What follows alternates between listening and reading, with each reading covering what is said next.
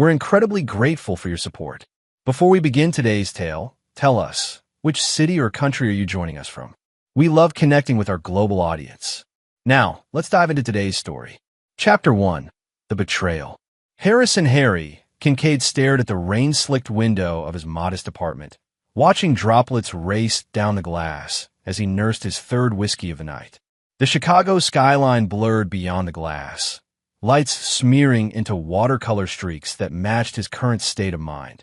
At 42, Harry never imagined he'd be starting over, living in a one-bedroom apartment that could fit entirely inside the master bath of his former home.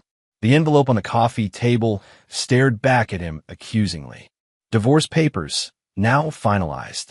15 years of marriage dissolved in a flurry of legal jargon and bitter arguments. And worst of all, the betrayal that had precipitated it all still burned like acid in his chest. Veronica Kincaid, now back to Veronica Blackwell, had been his college sweetheart, the woman he'd built his life around. They'd met at Northwestern, where he'd been a scholarship kid studying finance, and she'd been a legacy admission pursuing marketing. From different worlds, but somehow they'd clicked. Harry had worked his way up from nothing, the son of a factory worker and a waitress from the South Side who'd fought for every opportunity.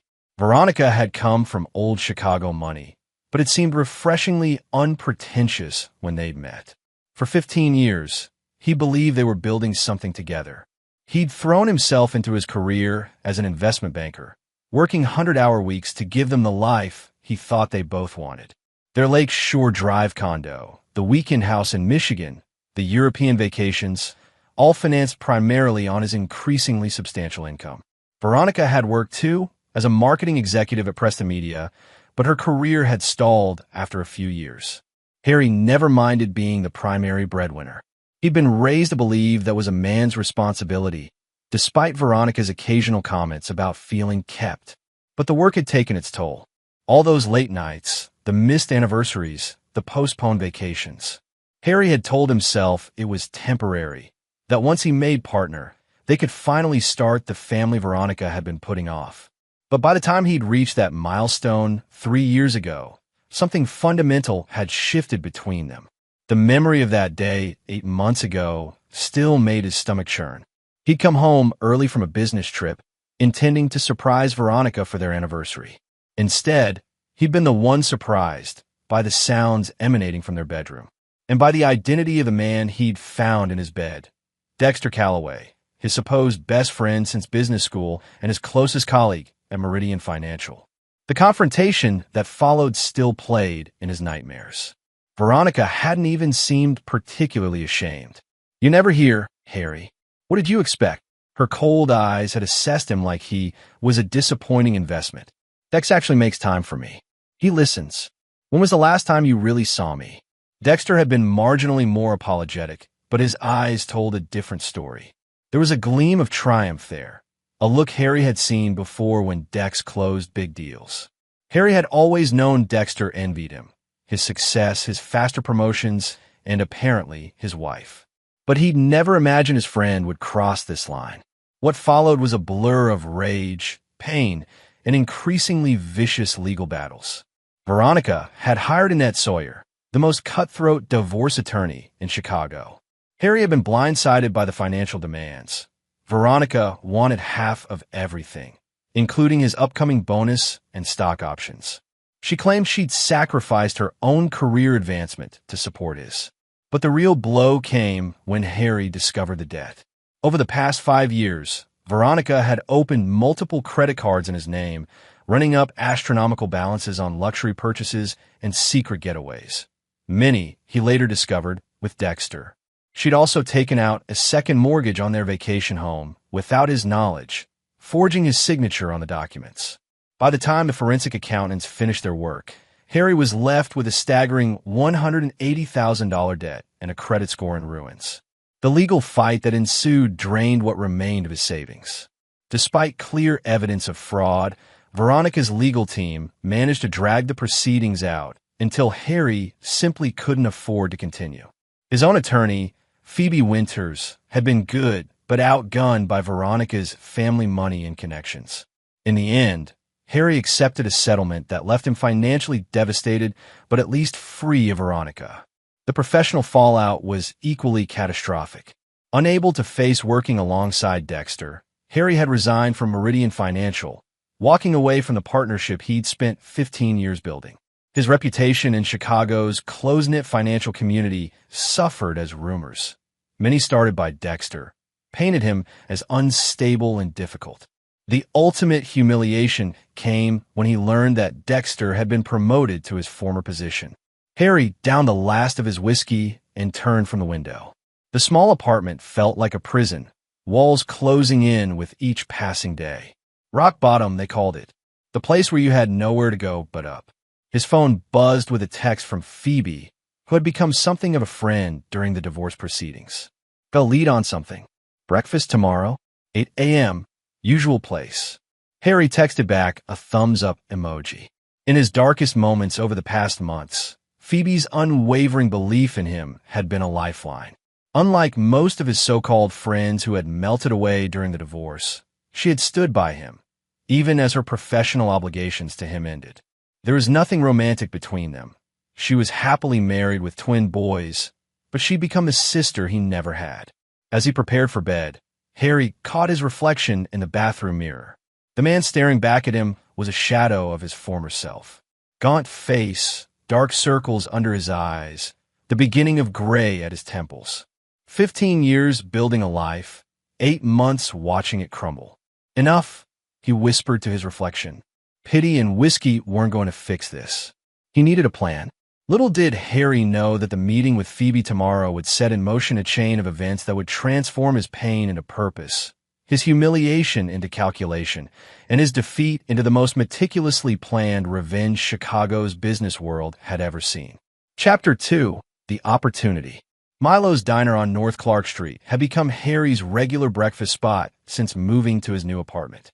Affordable, unpretentious, and mercifully far from the upscale establishments frequented by his former colleagues, it offered anonymity along with decent coffee. Phoebe Winters was already seated in a corner booth when Harry arrived, her auburn hair pulled back in a practical ponytail, a manila folder beside her coffee cup. At 38, she had a reputation as one of the most thorough attorneys in family law, though her compassion sometimes put her at odds with the more predatory members of her profession. "You look marginally less terrible than last week," she greeted him with characteristic bluntness as he slid into the booth. "Your compliments never fail to warm my heart," Harry replied, signaling to the waitress for coffee. "Save the charm for what I'm about to tell you." Phoebe pushed the folder toward him. "Remember how you mentioned wanting to get out of Chicago? Maybe start fresh somewhere?" Harry nodded, opening the folder to find printouts about Nexus Technologies, a mid-sized tech company based in Denver. "One of my clients is on their board," Phoebe continued. "They're looking for a new CFO. Current one is retiring. Company's solid, but underperforming. They need someone with your financial background who can help position them for acquisition." Harry flipped through the materials, a spark of interest cutting through his usual fog of despair. "Why would they look at me? I've been out of the game for months, and my departure from Meridian wasn't exactly smooth. Because my client, Josephine Alvarez, knows the real story, not the bullshit Dexter's been spreading." Phoebe leaned forward. "She also knows talent when she sees it, and she remembers the work you did restructuring that tech portfolio for Meridian 3 years ago." For the first time in months, Harry felt a flicker of his old confidence. That tech portfolio had been his idea, one that Dexter had initially opposed but later claimed credit for when it succeeded. "There's something else," Phoebe said, her voice dropping slightly. "Something that might interest you particularly. Guess who Nexus's biggest client is?" Harry raised an eyebrow questioningly. "Preston Media," Phoebe said with a small, knowing smile. "Your ex-wife's employer." Harry's hands stilled on the folder. Preston Media, where Veronica had worked for the past decade. An image of her corporate headshot flashed in his mind. Perfect smile, calculating eyes. She had clawed her way to creative director 2 years ago, a position she'd celebrate by spending a small fortune redecorating her office, mostly on his credit cards, he now knew. "The connection isn't well known," Phoebe continued. "Preston uses Nexus for their back-end systems. Boring, but essential infrastructure stuff. The contract is up for renewal in 6 months. Harry's mind was already racing, calculating angles and possibilities. Is Josephine expecting me to help them keep the Preston account? Phoebe shrugged. She's expecting you to help make Nexus profitable enough to attract acquisition offers. How you handle individual clients is up to you. But, she hesitated, I should mention that Preston CEO, Martin Chambers, is close friends with Bradley Price, Nexus's founder. Harry processed this information, memories surfacing of charity galas where he'd seen Veronica chatting with Bradley Price, a silver-haired tech pioneer known for his philanthropy and political connections. He vaguely recalled that Price had stepped back from day-to-day operations at Nexus, but remained chairman of the board. There's one more thing, Phoebe said, pulling another document from her briefcase. Your friend Dexter? He's been making moves. Word is he's angling to get Meridian to acquire Preston Media. Apparently, he's been cozying up to their executive team. Harry felt a cold certainty settle in his chest. If Dexter succeeded, he would be positioning himself even closer to Veronica professionally. The thought of them building their careers together, perhaps using strategies and contacts Harry had developed, made something hardened inside him calcify further. When does Josephine want to meet? He asked, his decision already made. Tomorrow. She's in Chicago for a conference. Phoebe studied him carefully. Harry, I'm telling you this as a friend, not your lawyer. This could be a genuine fresh start. Don't let bitterness cloud your judgment. Harry met her gaze steadily. I appreciate the concern, but I'm fine. I just need to get back in the game. But as they finished breakfast and discussed the logistics of the meeting, Harry's mind was already plotting a course far more complex than a simple career move. For 8 months, he had been reacting to the betrayal, to the divorce, to the financial devastation. Now, for the first time, he saw a path forward, a way to reclaim control. The meeting with Josephine Alvarez the next day went better than Harry dared hope. A no-nonsense woman in her 50s with a background in venture capital. She cut through the pleasantries quickly, addressing the Meridian situation head-on. I know what Callaway's been saying about you, she said bluntly. I also know it's bullshit. The numbers from your division during your tenure speak for themselves. 3 hours and 2 pots of coffee later, Harry had a job offer.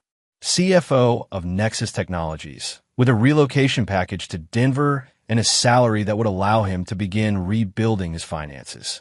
The position came with significant equity options, standard for tech companies, but a departure from his banking background. We need fresh eyes, Josephine explained. Someone who can see opportunities others miss. That restructuring you did at Meridian for the tech portfolio, that's exactly the kind of thinking Nexus needs. As he left the meeting, Harry made a detour to the public library, where he spent hours researching everything he could find about Nexus Technologies, Preston Media, and the interconnections between the companies. What he discovered confirmed his initial suspicions. Nexus was undervalued, but positioned in a sector ripe for consolidation. With the right strategies, it could become an attractive acquisition target or acquirer. 2 weeks later, Harry Kincaid left Chicago for Denver, leaving behind the wreckage of his former life. As his plane took off, he gazed down at the city where he'd experienced his greatest triumphs and most devastating betrayals. He felt something shift inside him, pain crystallizing into purpose. In his briefcase was a notebook filled with initial observations and strategies for Nexus, legitimate ideas that would impress his new employers. But in a password-protected file on his laptop was another plan entirely. A meticulous step-by-step blueprint for how Harrison Kincaid would rise from the ashes, take control of not just his life, but the fate of those who had betrayed him, and exact a revenge so complete that Chicago's business world would never forget it. The plane banked west, and Harry turned his gaze toward the Rocky Mountains appearing on the horizon. A new chapter was beginning. Chapter 3, The Rise. The Denver morning sun painted the Nexus Technologies headquarters in golden light as Harry stepped through the glass doors for his first day. The modern building, with its open floor plan and mountain views, couldn't have been more different from the traditional banking environment he'd left behind in Chicago. For a moment, doubt flickered. Was he too old school for a tech company culture? but he squared his shoulders and headed for the reception desk. "Harrison Kincaid for Josephine Alvarez," he said to the receptionist. What followed was a whirlwind day of introductions, orientation meetings, and the first glimpses of the challenges facing him. Nexus, he quickly confirmed, was indeed a company with solid foundations, but suffering from drift and missed opportunities. The previous CFO, now semi-retired, but staying on as a consultant for the transition, was a traditionalist who had failed to capitalize on new market trends. As Harry settled into his spacious new office, with its views of the Rockies, he felt that peculiar clarity that had always come to him when facing complex financial puzzles. Beneath the surface problems lay opportunities that others had missed. Over the next 3 months, Harry immersed himself in Nexus's operations. By day, he pored over financial reports, met with department heads, and began implementing careful efficiency measures. By night, in his new downtown apartment, he worked on his private project, mapping connections, identifying pressure points, and refining his ultimate objective. His dedication did not go unnoticed. Josephine became an ally and mentor, impressed by his work ethic and fresh perspectives. Bradley Price, the founder who still chaired the board, began seeking Harry's counsel on strategic matters beyond finance. "You've got a way of seeing around corners," Price told him one evening after a particularly productive board meeting. "That's rare." Harry had smiled modestly, but felt a surge of satisfaction. Price's trust was essential to his plans. The turning point came 4 months into his tenure, during the quarterly review of client accounts. The Preston Media contract, up for renewal in 2 months, was flagged as at risk. Preston's new procurement team was shopping around, suggesting they might move their business elsewhere. "This could be a significant hit to our bottom line," the account manager explained nervously. "Preston represents 12% of our recurring revenue." Harry spoke up, his voice calm. "I think I can help with this one." Josephine raised an eyebrow. "You have connections at Preston?" "I know their business model well," Harry replied carefully. "And I understand what they're looking for in a tech partner." Let me take point on this. What Harry didn't mention was his secret weapon, Calvin Reeves, Preston's head of IT operations. 3 weeks earlier, Harry had coincidentally met Calvin at a tech conference in Boulder. Over drinks, he discovered that Calvin was frustrated with Preston's leadership, particularly their lack of understanding of the company's technical needs. Harry had cultivated the relationship carefully, positioning himself as a sympathetic ear and, gradually, a trusted advisor. 2 days after the meeting, Harry flew to Chicago for his first face-to-face with Preston's procurement team. Walking into the Preston Media offices felt surreal, knowing Veronica worked somewhere in the building, perhaps just floors away. But he compartmentalized those feelings, focusing on the task at hand.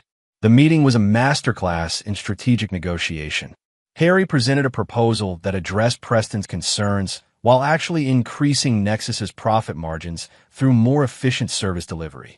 He had done his homework, identifying pain points in Preston's operations that even their own team hadn't fully articulated. Calvin, present at the meeting, backed Harry's assessment with enthusiasm, creating a powerful alliance that the procurement team couldn't easily dismiss. By the time Harry returned to Denver, he had not only secured the Preston contract renewal, but had expanded its scope by 30%.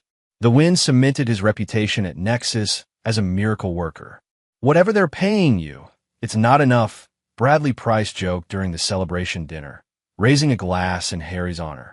As summer turned to fall in Denver, Harry's influence at Nexus grew exponentially. His financial restructuring plan was showing results, with the company's valuation climbing steadily. He built a loyal team, identifying and promoting talented employees who had been overlooked by previous management. Among them was Zoe Chun, a brilliant systems analyst who became his right hand, impressed by his willingness to listen to ideas from all levels of the organization. "Previous management would never have given someone like me a seat at the table," she told him gratefully after he promoted her to Director of Strategic Analysis. "Their loss," Harry replied simply. "Talent is talent, regardless of age or background." It was a philosophy that earned him fierce loyalty throughout the company. In October, 7 months after joining Nexus, Harry made his boldest move yet. During a strategy retreat in Aspen, he proposed that Nexus should consider acquisitions of its own rather than positioning itself to be acquired. "We've been thinking too small," he told the leadership team, standing before a presentation that laid out his vision. "With our improved financials and the current market conditions, we're in a position to be predators rather than prey."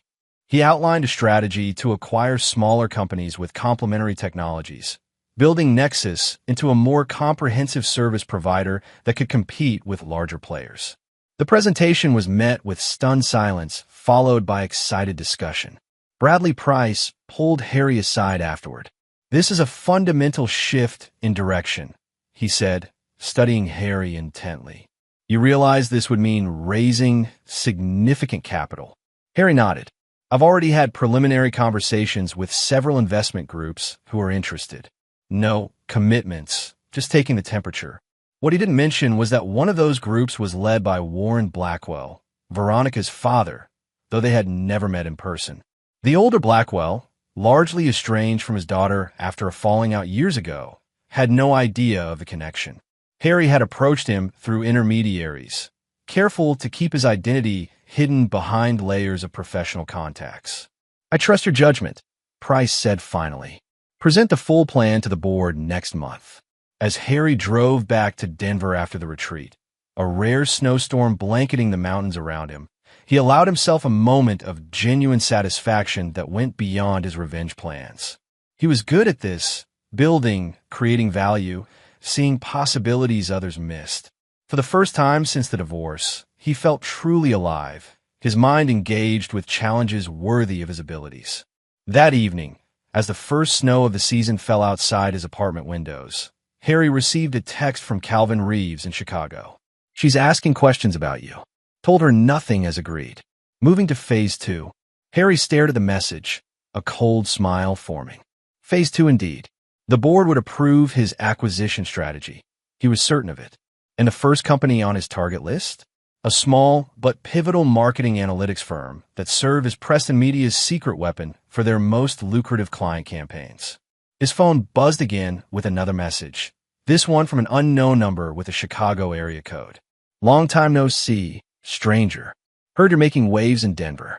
Drinks next time you're in town? For old time's sake. Veronica." She'd gotten his new number somehow. Harry felt a momentary surge of the old pain, quickly replaced by cold calculation. So she was aware of his success at Nexus. Good. That meant whispers of his resurrection were reaching Chicago, just as he'd intended. He didn't reply to the message, simply saved the number. It would be useful later. Outside, the snow continued to fall, covering the city in a clean white blanket. Harry gazed out at the transformed landscape, finding it fitting. In nature, destruction often preceded renewal. Forest fires cleared deadwood to make way for new growth. The Colorado winter killed off the weak to ensure the strong survived until spring. He was no longer the man who had left Chicago broken and humiliated. That version of Harrison Kincaid had died in the ruins of his former life. The man who stood in this Denver apartment, watching the snow transform the world, was someone new, someone forged in betrayal's fire, tempered by pain, and now coldly, precisely focused on the execution of a plan years in the making. Phase 2 would begin tomorrow, and neither Veronica nor Dexter would see it coming until it was far too late. Chapter 4.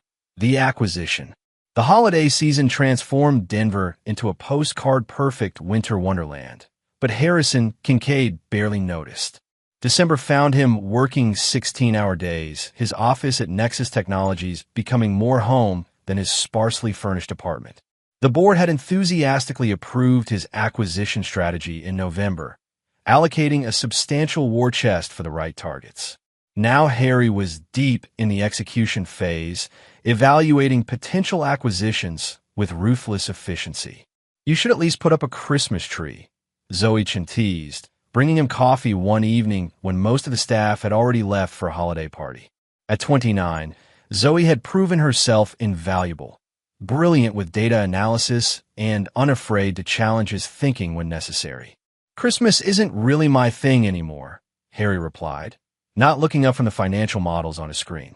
Zoe perched on the edge of his desk. This acquisition obsession is getting a little scary, boss. The DataSync deal is progressing well. You can take a breath. DataSync Analytics was the marketing analytics firm Harry had identified as his first target, the one that provided crucial services to Preston Media. The initial approach had gone better than expected, with DataSync's founders receptive to Nexus's offer. "We're not there yet," Harry said, finally looking up at Zoe. "I want this deal closed before the new year." What he didn't tell Zoe was why the timing was so critical. Through his careful cultivation of relationships in Chicago, Harry had learned that Dexter Calloway was planning to propose a merger between Meridian Financial and Preston Media in January. The move would consolidate Dexter's influence and likely lead to a substantial promotion, possibly even a path to becoming CEO of the merged entity within a few years. Harry couldn't allow that to happen. The DataSync acquisition was just the first move in a complex chess game. Once under Nexus's umbrella, Harry planned to review all client contracts, including Preston's. With access to Preston's proprietary campaign data through DataSync, he would gain leverage that could derail Dexter's merger plans. "You should come to the party," Zoe said, interrupting his thoughts. "The team misses their fearless leader." Harry smiled wryly. 1 hour. Then I'm back to the grindstone. The holiday party at Josephine's elegant home in Cherry Creek provided a welcome distraction. Harry found himself actually enjoying the company of his colleagues outside the office. Even Bradley Price made an appearance, pulling Harry aside for a personal chat. "You've transformed this company in less than a year," Price said, his hand warm on Harry's shoulder. "I didn't think it was possible." "Just getting started," Harry replied modestly. Price studied him thoughtfully. "You know, when Josephine first suggested you for the position, I was skeptical. Your background was impressive, but that mess in Chicago raised red flags." He raised a hand to forestall Harry's response. "I'm glad I listened to her. Whatever demons drove you out of Chicago, they've served you. And us, well, if only you knew," Harry thought, maintaining his composed expression. "I'm curious," Price continued, lowering his voice. "This push toward marketing tech acquisitions. Is there a personal angle there? I remember your ex-wife was in marketing." Harry tensed imperceptibly. Price was sharper than he'd given him credit for. "Just following the data," he said smoothly. "Marketing tech has the highest growth potential in our sector." Price nodded, seemingly satisfied, but Harry made a mental note to be more careful around him. The older man hadn't built a tech empire by being easily fooled. As January approached, the DataSync deal entered its final stages. Harry flew to Chicago for the closing negotiations, a trip that served multiple purposes. While the legal teams finalized the acquisition paperwork, Harry scheduled a discreet meeting with Warren Blackwell, Veronica's estranged father and the investor he'd been courting for Nexus's expansion capital. The elder Blackwell, now 72, welcomed Harry to his Lake Forest mansion on a bitter cold Chicago afternoon. With silver hair and the same striking blue eyes as his daughter, Warren had a reputation as a brilliant but ruthless investor. The falling out with Veronica, Harry knew, had occurred when she married him rather than the scion of another wealthy family Warren had favored. "Your proposal intrigues me, Mr. Kincaid," Warren said as they sat in his wood-paneled study. "Nexus has shown remarkable growth under your guidance." "We're just getting started," Harry replied, echoing his words to Bradley Price. "The DataSync acquisition is the first step in creating a comprehensive technology ecosystem that will revolutionize how marketing firms operate." Warren studied the proposal documents, his expression revealing nothing. "And Preston Media is one of DataSync's major clients, I see." "Among others," Harry acknowledged. "We anticipate significant cross-selling opportunities." What Harry didn't explicitly state was that Preston Media would soon find itself dependent on Nexus Technologies for its most profitable client relationships, a dependency he planned to exploit. "I understand Martin Chambers is considering a merger with Meridian Financial," Warren commented, seemingly casual. Harry kept his expression neutral, though internally he was impressed by Warren's intelligence network. "I've heard rumors," he replied. "Do you have thoughts on that potential move?" Warren's mouth twisted in distaste. "Chambers is a fool if he goes through with it. Meridian will strip Preston for parts and discard the remains. Harry leaned forward slightly. Would it concern you if that happened? Why should it? Warren asked coolly. I have no stake in Preston. But your daughter works there, Harry pointed out, watching carefully for the reaction. Warren's eyes narrowed. You've done your homework, Mr. Kincaid. Yes, Veronica is their creative director. We're not close, as you seem to know, but I wouldn't wish unemployment on her.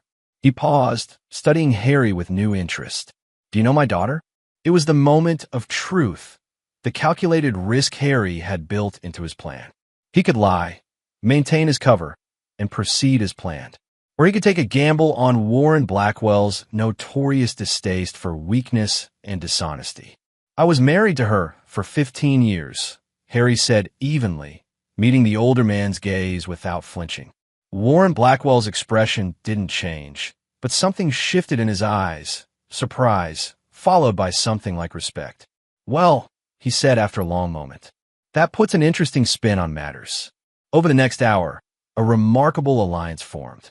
Warren, it emerged, had never forgiven Veronica for rejecting his guidance in her choice of husband.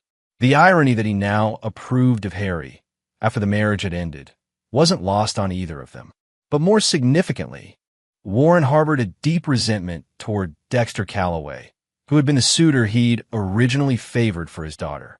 He approached me first, Warren revealed, about investing in this Meridian-Preston merger.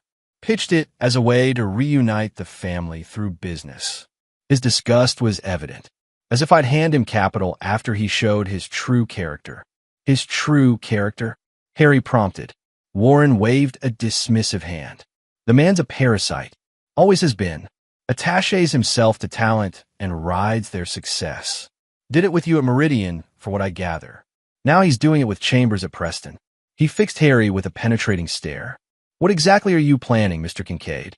Beyond business acquisitions, I mean. Harry considered his response carefully. Warren Blackwell could be a powerful ally or a dangerous enemy. The risk was calculated, but significant. I'm planning to build Nexus into the dominant tech provider in the marketing sector, he said, each word precise. In the process, I expect certain individuals who have underestimated me will learn the cost of their miscalculation. A slow smile spread across Warren's face. Now that, he said, is an investment thesis I can get behind. He extended his hand. You'll have your capital, Mr. Kincaid, with one condition, which is, when the time comes for the lesson to be delivered, Warren said, his smile turning cold, I want a front row seat. The DataSync acquisition closed 2 days later, announced to the business world with appropriate fanfare. The press release emphasized the synergies between Nexus and DataSync, the expanded capabilities the combined company would offer, and the growth opportunities ahead. What it didn't mention was that Harrison Kincaid now had access to the digital lifeblood of Preston Media's most important client campaigns, or that Warren Blackwell's investment fund had quietly taken a 15% stake in Nexus with options for more. Nor did it mention that Harry had finally responded to Veronica's text, agreeing to meet for drinks during his Chicago trip, a meeting he deliberately scheduled and then stood up, leaving her waiting alone at the upscale bar where they'd had their first date 16 years earlier. It was petty, perhaps, but it served a purpose, letting her know he remembered everything and that the power dynamic between them had shifted. The 3 increasingly angry texts she sent as she waited confirmed she'd gotten the message. Back in Denver, Harry entered a new phase of his plan. With DataSync under the Nexus umbrella, he initiated a comprehensive review of all client contracts, ostensibly to identify optimization opportunities. Zoe Chun led the analysis team, unaware that their work was feeding directly into Harry's personal agenda. There's something odd about the Preston Media account, Zoe reported one afternoon in late January. Their campaigns for luminous brands consistently outperform industry benchmarks by margins that don't make statistical sense. Harry, who had been waiting for precisely this discovery, feigned surprise. Show me. Zoe walked him through the data anomalies, patterns that suggested Preston Media might be manipulating campaign results to retain their largest client. Nothing definitively illegal, but certainly ethically questionable. Good catch, Harry told her. Document everything, but keep this between us for now. I want to understand exactly what's happening before we raise any alarms." As January turned to February, Harry set the next phase of his plan in motion. Nexus announced a client success program that involved more direct integration between their systems and those of key clients like Pressa Media. Calvin Reeves, still Harry's inside man at Preston, championed the program internally, ensuring Preston signed on. The integration gave Nexus unprecedented visibility into Preston's operations, including the questionable Luminous Brands campaigns. Harry now had everything he needed to disrupt the Meridian-Preston merger talks, which, according to his sources, were progressing toward a spring announcement. But he waited, patient as a spider at the center of its web. The timing had to be perfect. In March, almost exactly 1 year after he joined Nexus, Harry received the call he'd been anticipating from Bradley Price. "Martin Chambers wants to meet," Price said without preamble. "He's flying to Denver next week. Says it's urgent." Harry allowed himself a small smile. Did he mention what it's about? No, but he sounded nervous. "Whatever it is, handle it carefully. Preston's still an important client." "Of course," Harry replied, his tone the essence of professional concern. "I'll make myself completely available." As he hung up, Harry opened his laptop and pulled up a secure file titled Endgame. Inside was a detailed step-by-step plan for the final phase of his revenge, a series of calculated moves that would bring both Veronica and Dexter to their knees professionally while simultaneously elevating Nexus and Harry himself to new heights.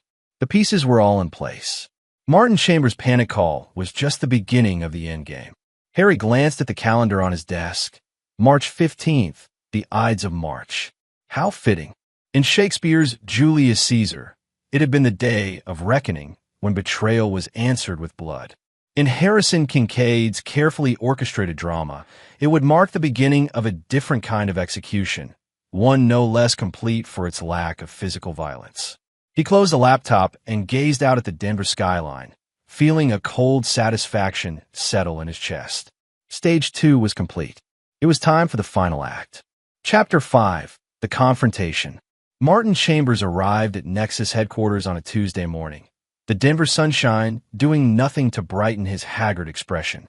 At 58, the CEO of Pressa Media had always projected confident authority in their previous interactions. Today, he looked like a man who hadn't slept in days.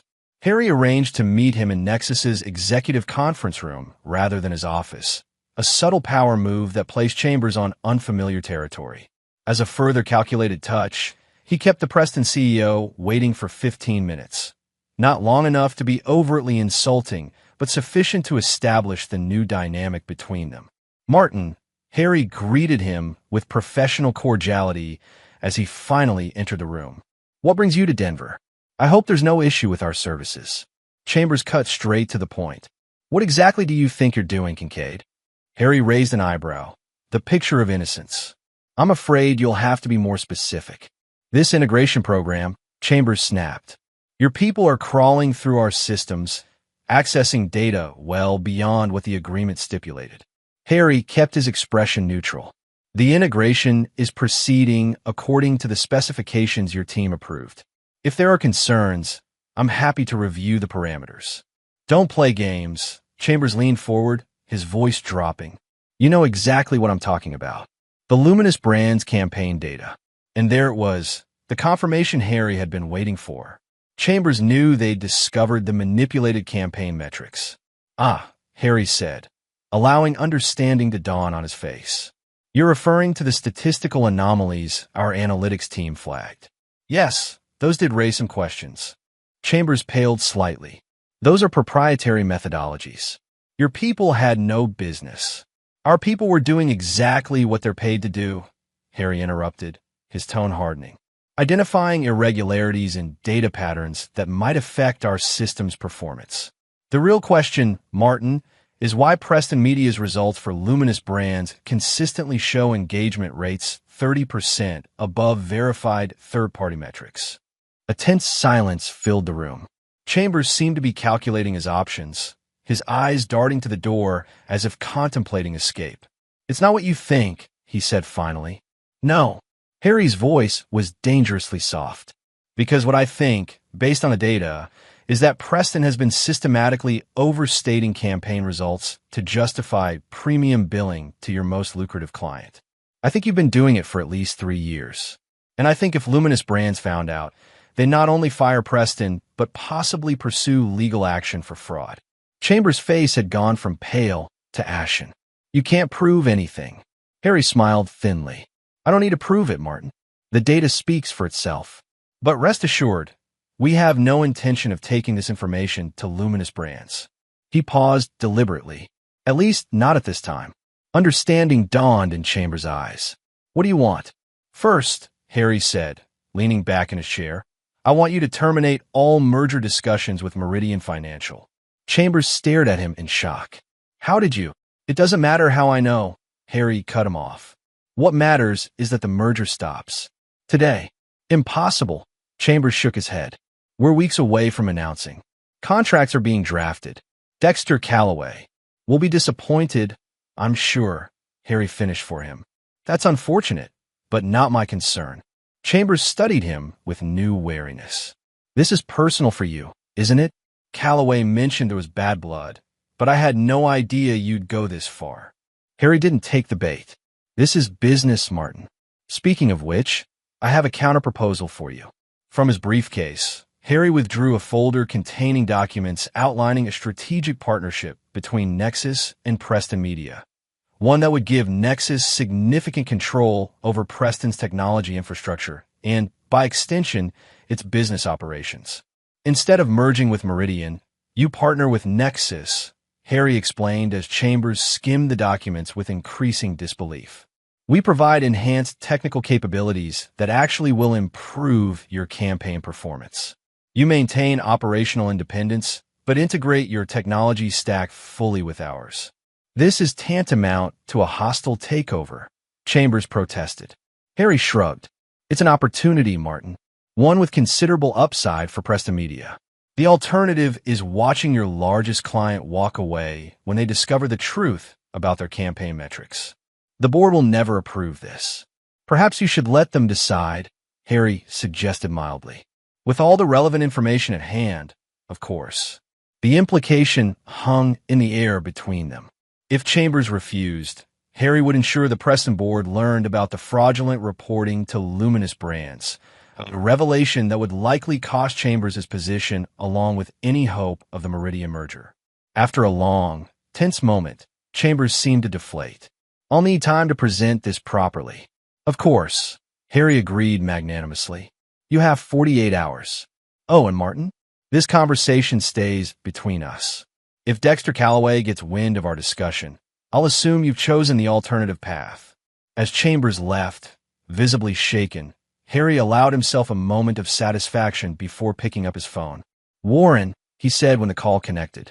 Phase 1 is complete. Chambers just left. He'll shut down the Meridian talks.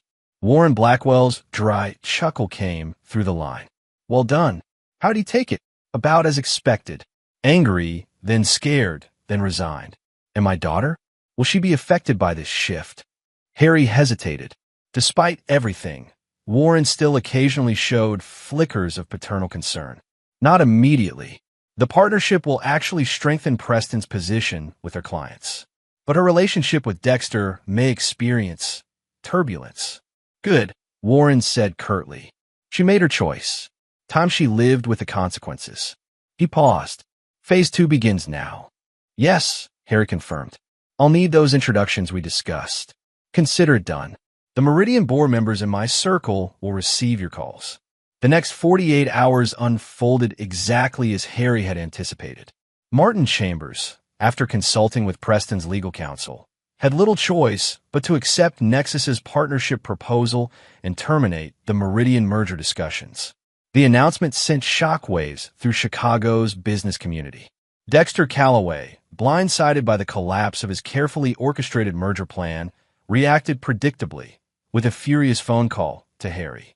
You manipulative bastard, Dexter snarled when Harry answered. I know you're behind this. Hello to you too, Dex, Harry replied calmly. I assume you're calling about the Preston announcement? Don't play innocent. Chambers wouldn't say what happened, but this has your fingerprints all over it. Harry allowed himself to savor the moment. Perhaps Preston simply recognized a better opportunity. Our technology stack is certainly more relevant to their needs than Meridian's financial services. This isn't over, Dexter threatened. You think you can sabotage my deals from your cushy Denver office? I made you, Harrison. Don't forget that. The old Harry might have risen to this bait, might have let anger cloud his judgment. But the man who now sat in the chief financial officer's chair at Nexus Technologies had learned patience. You know, Dex, he said conversationally, I should thank you. What? If you hadn't slept with my wife and helped her destroy me financially, I might never have left Chicago. Never found my true calling here at Nexus. Harry's voice remained pleasant, as if discussing the weather. So in a way, you did me a favor. Dexter's momentary silence spoke volumes. What are you planning, Harry? Planning? I'm just doing my job, Harry replied innocently. Building Nexus into the industry leader it deserves to be. If that occasionally disrupts your plans, well, that's just business, isn't it? After ending the call, Harry immediately phoned Warren Blackwell again.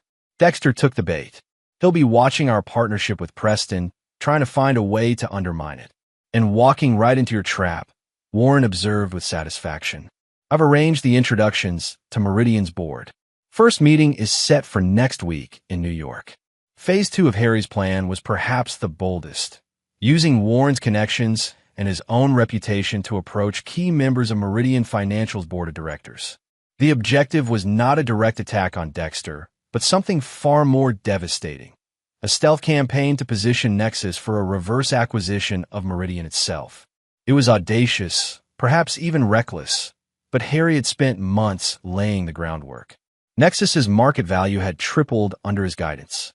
With Warren Blackwell's investment fund backing them and a strategic partnership with Preston Media adding further credibility, the financial structure was viable. The following week found Harry in New York, meeting discreetly with Meridian board members who had grown increasingly concerned about the company's direction under Dexter's influence. Harry presented them with a vision of Meridian's future that addressed their concerns while promising significant returns, all while casually dropping information that undermined Dexter's position. It's interesting that Callaway pushed so hard for the Preston merger, Harry remarked during one such meeting, especially given what our due diligence revealed about their reporting irregularities with key clients. The board member, a shrewd woman named Lydia Morrison, raised an eyebrow. Reporting irregularities? Harry feigned a moment of regret for having spoken too freely. I shouldn't go into details. Suffice to say, our partnership agreement with Preston includes substantial oversight of their client reporting processes. It was a non-negotiable point for us. The implication was clear. Dexter had either missed critical problems during his merger due diligence or, worse, had known about them and proceeded anyway. Either scenario reflected poorly on his judgment. Similar conversations with other board members over the following weeks gradually eroded Dexter's standing. Meanwhile, Harry continued to build Nexus's value through additional strategic acquisitions and partnerships, each one bringing them closer to the financial position needed for the ultimate move. The confrontation Harry had been both dreading and anticipating finally came in late April, when Veronica Blackwell Kincaid appeared unannounced at his Denver office.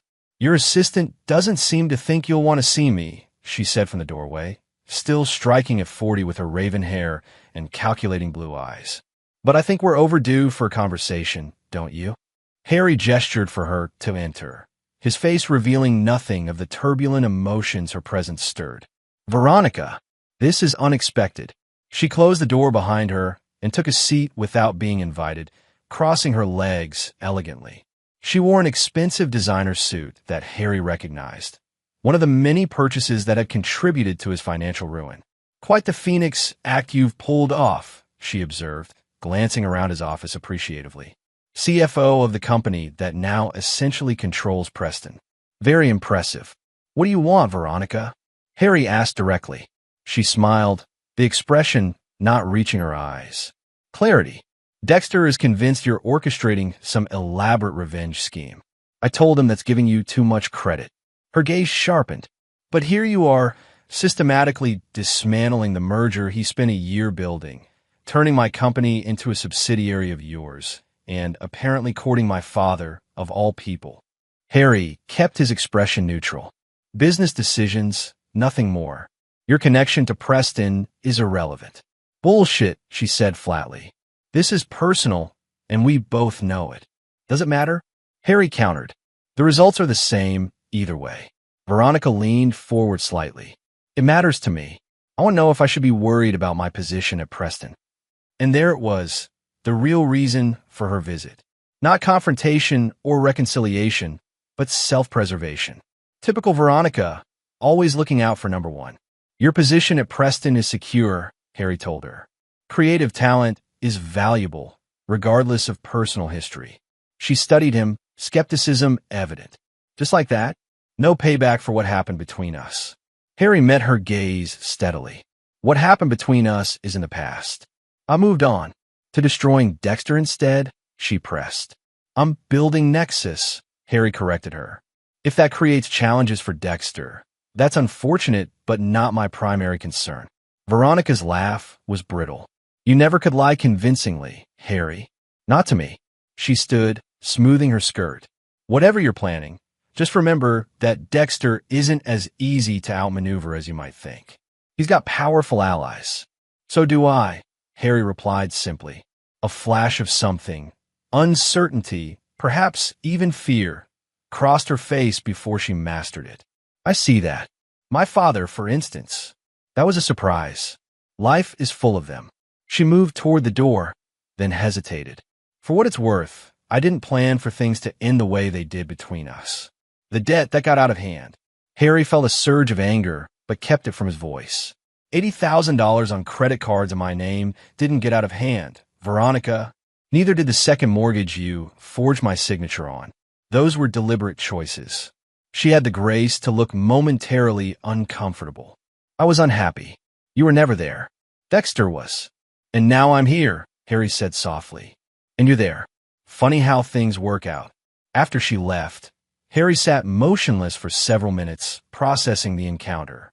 Seeing her had been harder than he'd anticipated, stirring up emotions he thought he'd mastered. Anger, betrayal, and beneath it all, a lingering sadness for what might have been.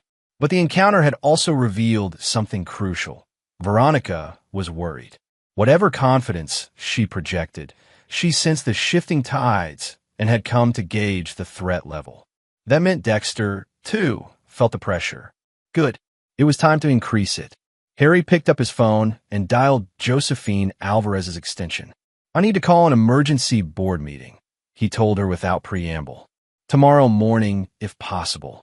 What's happened? She asked, alarmed. Nothing yet, Harry replied. But it's time to discuss the Meridian opportunity. The following morning, in Nexus's boardroom, Harry laid out his most audacious proposal yet.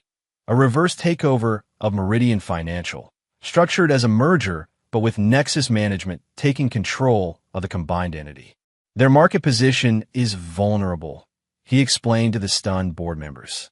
Their last 2 quarters have underperformed. Their Chicago-based leadership is distracted by internal politics. With Warren Blackwell's fund backing us and our current market momentum, we can make a compelling offer to their shareholders. Bradley Price, who had remained silent during Harry's presentation, finally spoke. This is a radical departure from our technology focus, Harrison. Meridian is a financial services company. A financial services company with a substantial technology infrastructure that complements ours, Harry countered. And their client portfolio opens doors we've been trying to enter for years. The debate raged for hours, with Harry addressing each concern, presenting financial models that showed the potential upside. By lunchtime, he had persuaded a majority of the board to support at least exploring the possibility. Preliminary approaches only, Price cautioned. No commitments until we've done exhaustive due diligence. Harry agreed readily, knowing that even rumors of Nexus approaching Meridian would send shockwaves through Chicago's business community and create exactly the kind of pressure he wanted Dexter to feel. Sure enough, by the following week, when carefully planted industry rumors began circulating about Nexus's interest in Meridian, Dexter's reaction was swift and predictable. He launched a counteroffensive, publicly dismissing the possibility and privately working to shore up his position within Meridian. But Harry had anticipated this. Through Warren's connections on Meridian's board, he knew exactly which directors were dissatisfied with Dexter's leadership. He cultivated these relationships carefully, providing information that further undermined confidence in Dexter's strategic vision. The confrontation was no longer happening on a personal level, but playing out across the financial pages of Chicago and New York newspapers, in boardrooms and investor calls. It was business as blood sport, with billions of dollars and hundreds of careers in the balance. And at the center of the storm stood Harrison Kincaid, no longer the betrayed husband seeking petty revenge, but the architect of a business coup that would either elevate him to new heights of power or destroy what he had built in Denver. As May turned to June, the rumors solidified into formal discussions. Nexus officially approached Meridian's board with a merger proposal that would value Meridian at a modest premium to its current stock price, but restructure leadership with Harry as CEO of the combined entity. The board, increasingly dissatisfied with Meridian's performance under Dexter's leadership team, agreed to formal negotiations. When the news broke publicly, Meridian stock jumped 8%, while Nexus's climbed 12%, a clear market endorsement of the potential combination. Dexter, fighting for his professional life, called an emergency press conference in Chicago to denounce the proposal as hostile and destructive to Meridian's core values. But financial analysts noted that his arguments lacked specific objections to the financial terms, because the terms were objectively favorable to Meridian shareholders. Behind the scenes, Dexter worked frantically to find an alternative buyer for Meridian, a white knight to save him from Harry's advance. But the business community had sensed blood in the water, and few were willing to challenge Nexus's momentum or Warren Blackwell's financial backing. In Denver, Harry maintained a punishing work schedule, dividing his time between running Nexus's day-to-day operations and orchestrating the Meridian takeover strategy. Zoe Chun, now fully aware of the high-stakes game they were playing, proved invaluable in managing the operational details Harry couldn't personally oversee. You know, she remarked one late night as they reviewed acquisition models. When you first started pushing us toward these aggressive moves, I thought you were just ambitious. Now I'm starting to think it's personal. Harry looked up from his computer, meeting her direct gaze. Does it matter? It might, Zoe replied thoughtfully. Ambition has limits. Personal vendettas sometimes don't. It was an echo of Veronica's accusation, and it gave Harry pause. Was he pushing too hard, taking too many risks in pursuit of his vendetta? Had the line between strategic business moves and personal revenge blurred beyond recognition? Before he could formulate a response, his phone rang, Bradley Price's private number. Harrison, Price said without preamble when Harry answered. Dexter Calloway is here in Denver. He's requesting a private meeting with you tomorrow morning. Harry felt a jolt of surprise. Dexter coming to him, on his territory? That was unexpected. Did he say what about? No, but he mentioned it was a personal matter that might impact the pending business discussions. Harry's mind raced through possibilities. A threat? A bribe? Some new attempt to undermine the merger? I'll meet with him, Harry decided. But I want you and legal counsel standing by. After ending the call, he looked back at Zoe, who had heard enough to understand the situation. Careful, she warned. He's desperate, which makes him dangerous. Harry nodded, recognizing the wisdom in her caution. I know Dexter. He always keeps an ace up his sleeve for emergencies. Whatever he's bringing tomorrow, it won't be a white flag. That night, in his apartment, Harry reviewed the complete history of his interactions with Dexter, searching for vulnerabilities he might have missed, counter-moves he hadn't anticipated. The stakes had never been higher, not just for his revenge plans, but for Nexus itself, which was now fully committed to the Meridian acquisition. Whatever Dexter Calloway planned to throw at him tomorrow, Harrison Kincaid needed to be ready. Chapter 6, The Revelation. The Denver morning dawned clear and bright, the kind of perfect blue sky day that had drawn so many transplants to Colorado. Harry arrived at Nexus headquarters at 6:30, well before the scheduled 8 o'clock meeting with Dexter. He wanted time to center himself, to prepare for whatever was coming. At precisely 8, his assistant announced Dexter's arrival. Harry took a deep breath, straightened his tie, and gave the instruction to send him in. Dexter Calloway looked both familiar and strange as he entered Harry's office. The same tall frame and confident bearing, but with new lines of strain around his eyes and mouth. His tailored suit couldn't quite disguise that he'd lost weight, and the smile he offered Harry seemed forced. "Harrison," he greeted, extending his hand. "Thank you for seeing me." Harry shook the offered hand briefly, gesturing Dexter to a seat. "I was surprised by your request. What brings you to Denver, Dexter?" Dexter settled into the chair, his gaze taking in Harry's office. The tasteful art, the spectacular mountain view, the subtle displays of Nexus's recent successes. "Impressive operation you've built here," he commented. "A far cry from the broken man who left Chicago last year." Harry said nothing, waiting. After a moment, Dexter sighed. "I'll get to the point. This merger you're pursuing, it needs to stop. That's why you flew to Denver? To make demands." Harry raised an eyebrow. "The merger discussions are proceeding with the full support of both boards. Your opposition has been noted and dismissed." "It's not a demand," Dexter clarified. "It's a warning. There are aspects to this situation you're not aware of." Harry leaned back slightly in his chair. "Such as?" Dexter reached into his briefcase and withdrew a manila folder. "In your quest to bring down Meridian, to bring down me, you've overlooked some crucial details about the interplay between Meridian, Preston, and certain investment entities." He placed the folder on Harry's desk and opened it to reveal financial documents, transaction records, investment flows, corporate registrations. "What am I looking at?" Harry asked, though he had already spotted Warren Blackwell's name on several of the documents. "Warren Blackwell isn't just backing your play against Meridian," Dexter explained. "He's been secretly acquiring Meridian debt for the past 6 months through various shell companies. If this merger goes through as structured, he'll effectively control nearly 30% of the combined entity, more than any other single investor." Harry kept his expression carefully neutral. This wasn't entirely news to him. Warren had mentioned increasing his position in Meridian, though not to this extent. "And why would that concern me?" he asked. "Warren has been a supportive investor in Nexus." Dexter laughed without humor. "Come on, Harry. You're smarter than that. Warren Blackwell isn't backing you out of kindness or belief in your business acumen. He's using you to settle old scores with me, with his daughter, with Meridian's board that rejected his advice years ago." Harry remained silent, allowing Dexter to continue. "Once he has control, do you really think he'll keep you as CEO? You're a means to an end.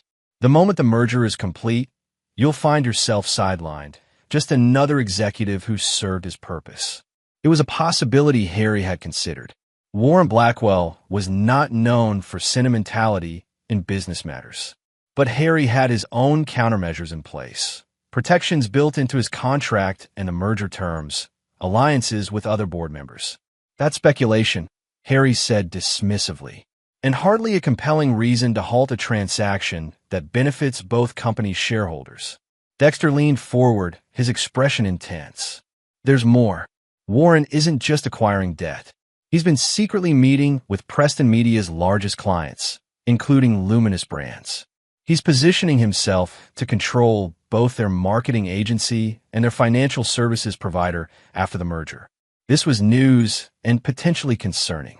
If Warren was making independent moves with Preston's clients, it could complicate the delicate balance of relationships Harry had been cultivating. "Again," Harry said, keeping his voice even, "business strategy, not a reason to halt the merger." "It's not strategy, it's manipulation," Dexter insisted. "And it doesn't end there." He pulled another document from the folder. "This is a transcript of a conversation between Warren and Martin Chambers from 2 weeks ago." Notice the highlighted portion. Harry skimmed the document, his eyes catching on Warren's words. "Once the merger is complete and Harrison has served his purpose, we'll restructure both entities. Preston remains intact under your leadership, but Meridian and Nexus will be stripped for their valuable components and the remains sold off. Calloway and my daughter will be collateral damage, but that's been the plan all along." A chill ran through Harry. The transcript seemed authentic, but it could easily be fabricated. This was exactly the kind of desperate move he'd expected from Dexter. "Where did you get this?" Harry asked, his tone hardening. "I have my sources," Dexter replied vaguely. "The point is, you think you're the chess master in this game, but you're actually a pawn. Warren is using your desire for revenge against me to advance his own agenda." Harry studied Dexter carefully. The man looked genuinely concerned, but Harry had seen him perform convincingly before, in boardrooms, with clients, and most memorably, as a supposed best friend for years while sleeping with his wife. "Let's say, for argument's sake, that this transcript is authentic," Harry said slowly. "Why come to me? Why not take this to the Meridian board or the financial press?" Dexter hesitated. "Because despite everything, we were friends once. And because I know this isn't really about business for you. It's about what happened with Veronica." At the mention of her name, Harry felt the old anger stir. "Don't. We need to talk about it," Dexter insisted. "What happened? It wasn't what you think." Harry's laugh was cold. "I found you in my bed with my wife. I think that's pretty unambiguous." "The affair was real," Dexter acknowledged. "I won't deny that or try to justify it. It was wrong, and I'm sorry for the pain it caused you. But the financial disaster that followed, that wasn't what either of us intended." "No." Harry's voice was dangerously quiet. "The $180,000 in debt, the forged documents, the vicious divorce that left me financially ruined while you got a promotion and my wife, that was all just an unfortunate accident." Dexter looked genuinely uncomfortable. "The debt was real, but it wasn't about hurting you. Veronica has problems. Shopping addiction, mainly. It started small, a few credit cards, some online purchases. By the time I realized how bad it had gotten, she was in deep. The forged mortgage was her idea, a desperate attempt to cover the debts before you found out." Harry stared at him in disbelief. "You expect me to believe you didn't know? That you weren't complicit?" "I knew about some of it," Dexter admitted. "Not the full extent. When you discovered everything after finding us together, it spiraled out of control. Veronica panicked, hired Annette Sawyer, and went for the scorched earth approach." Harry's mind was racing, reassessing events in light of this new information. Could it be true? Veronica had always been impulsive with money, even early in their marriage. And there had been times when purchases would appear, beautiful clothes or artwork she couldn't quite explain within their budget. "Even if what you're saying is true," Harry said finally, "it doesn't change what happened. You betrayed me, both of you. The financial devastation just added insult to injury." "I'm not asking for forgiveness," Dexter replied. "God knows I don't deserve it. I'm asking you to consider whether this path you're on, this alliance with Warren Blackwell, this all-consuming quest to destroy Meridian, is really about justice or just about pain." A heavy silence fell between them. Harry found himself in the disorienting position of considering Dexter's words. The transcript, if authentic, suggested Warren had his own agenda that might ultimately harm Nexus as much as Meridian. And the revelation about Veronica's financial issues, while not excusing the betrayal, cast it in a slightly different light. "Why should I believe any of this?" Harry asked finally. "Why should I trust you now, after everything?" Dexter reached into his pocket and pulled out a small USB drive, placing it on the desk beside the folder. "This contains additional evidence. Bank records showing the progression of Veronica's spending, emails between us when I discovered how bad it had gotten, and more recent communications that corroborate the transcript." He stood, straightening his jacket. "I'm staying at the Brown Palace tonight. Review the materials. If you want to talk further, you know where to find me." As Dexter turned to leave, Harry called after him. "If Warren is playing both sides as you claim, why hasn't he eliminated you from Meridian yet? He certainly has the influence." Dexter paused at the door. "Because I'm useful to him while this merger is pending. I'm the villain in the story, the incompetent executive that justifies Nexus's takeover." His smile was bitter. "Once the deal closes, I'll be the first casualty. You, I suspect, will be the second." After Dexter left, Harry sat motionless, staring at the folder and USB drive on his desk. His mind was in turmoil, years of certainty about what had happened and who was responsible suddenly thrown into question. He picked up his phone and dialed Zoe Chen's extension. "I need you to clear my schedule for the day." And find me everything we have on Warren Blackwell's recent investments, particularly any connections to Preston Media's clients. Next, he called Phoebe Winters in Chicago. Though they spoke less frequently now that Harry was established in Denver, she remained someone he trusted implicitly. "I need a favor," he told her when she answered. "Confidentially, I need you to verify some financial records related to my ex-wife. And I need it yesterday." For the rest of the day, Harry holed up in his office, reviewing the materials Dexter had provided and cross-referencing them with information from his own sources. The picture that emerged was disturbing. Warren Blackwell, it seemed, had indeed been making moves far more extensive than he disclosed to Harry. The transcript's authenticity couldn't be confirmed, but financial records showed patterns consistent with the strategy outlined in it. Most concerning was evidence that Warren had recently established a private equity fund specifically designed to acquire distressed assets. Exactly the position Meridian and Nexus might find themselves in if the merger went badly. Late that evening, his phone rang with a call from Phoebe. "I can't give you details without violating privilege," she said without preamble. "But I can tell you that Veronica was in treatment for compulsive spending for several months last year. The timeline matches what you asked me to check." Harry thanked her and hung up, his world tilting further. If Veronica had been in treatment, it lent credibility to Dexter's claim that her financial misconduct stemmed from addiction rather than malice. It didn't excuse the betrayal, but it complicated the narrative he'd built in his mind. As midnight approached, Harry found himself doing something he never expected, dialing Dexter's hotel room. "We need to talk," he said when Dexter answered. "Not about the past, but about Warren Blackwell and what he's really planning." The next morning found an unlikely alliance forming in Harry's office. Himself and Dexter Calloway, once friends, then bitter enemies, now cautiously united against a common threat. They were joined by Zoe Chun, whose data analysis skills would be crucial, and Bradley Price, whose stake in Nexus's future demanded his involvement. "If what we suspect is true," Harry explained to Price, "Warren isn't interested in a successful merger. He wants to engineer a situation where both companies become vulnerable, then swoop in to acquire the most valuable parts at fire sale prices." Price, looking troubled, studied the evidence they'd assembled. "This is disturbing, but not entirely surprising. Warren has a history of similar plays. The question is, what do we do about it? The merger process is well underway. Shareholders are expecting it. We don't stop the merger," Harry said firmly. "We reshape it. Warren's strategy depends on control through debt and influence over key clients. We need to neutralize both." Over the next several hours, they developed a counter-strategy. Instead of the original merger structure, they would propose a new arrangement, a holding company that would own both Meridian and Nexus while maintaining their operational independence. The structure would include provisions that prevented asset stripping and required supermajority approval for any significant restructuring. "It limits everyone's options, including ours," Dexter observed. "But it also blocks Warren's play." Harry nodded.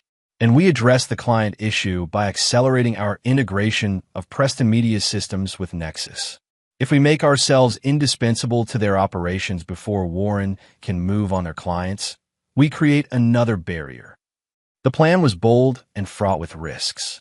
It required convincing both boards to accept a significant revision to the merger terms and doing so without explicitly accusing Warren Blackwell of duplicity, an accusation that, without definitive proof, could backfire catastrophically.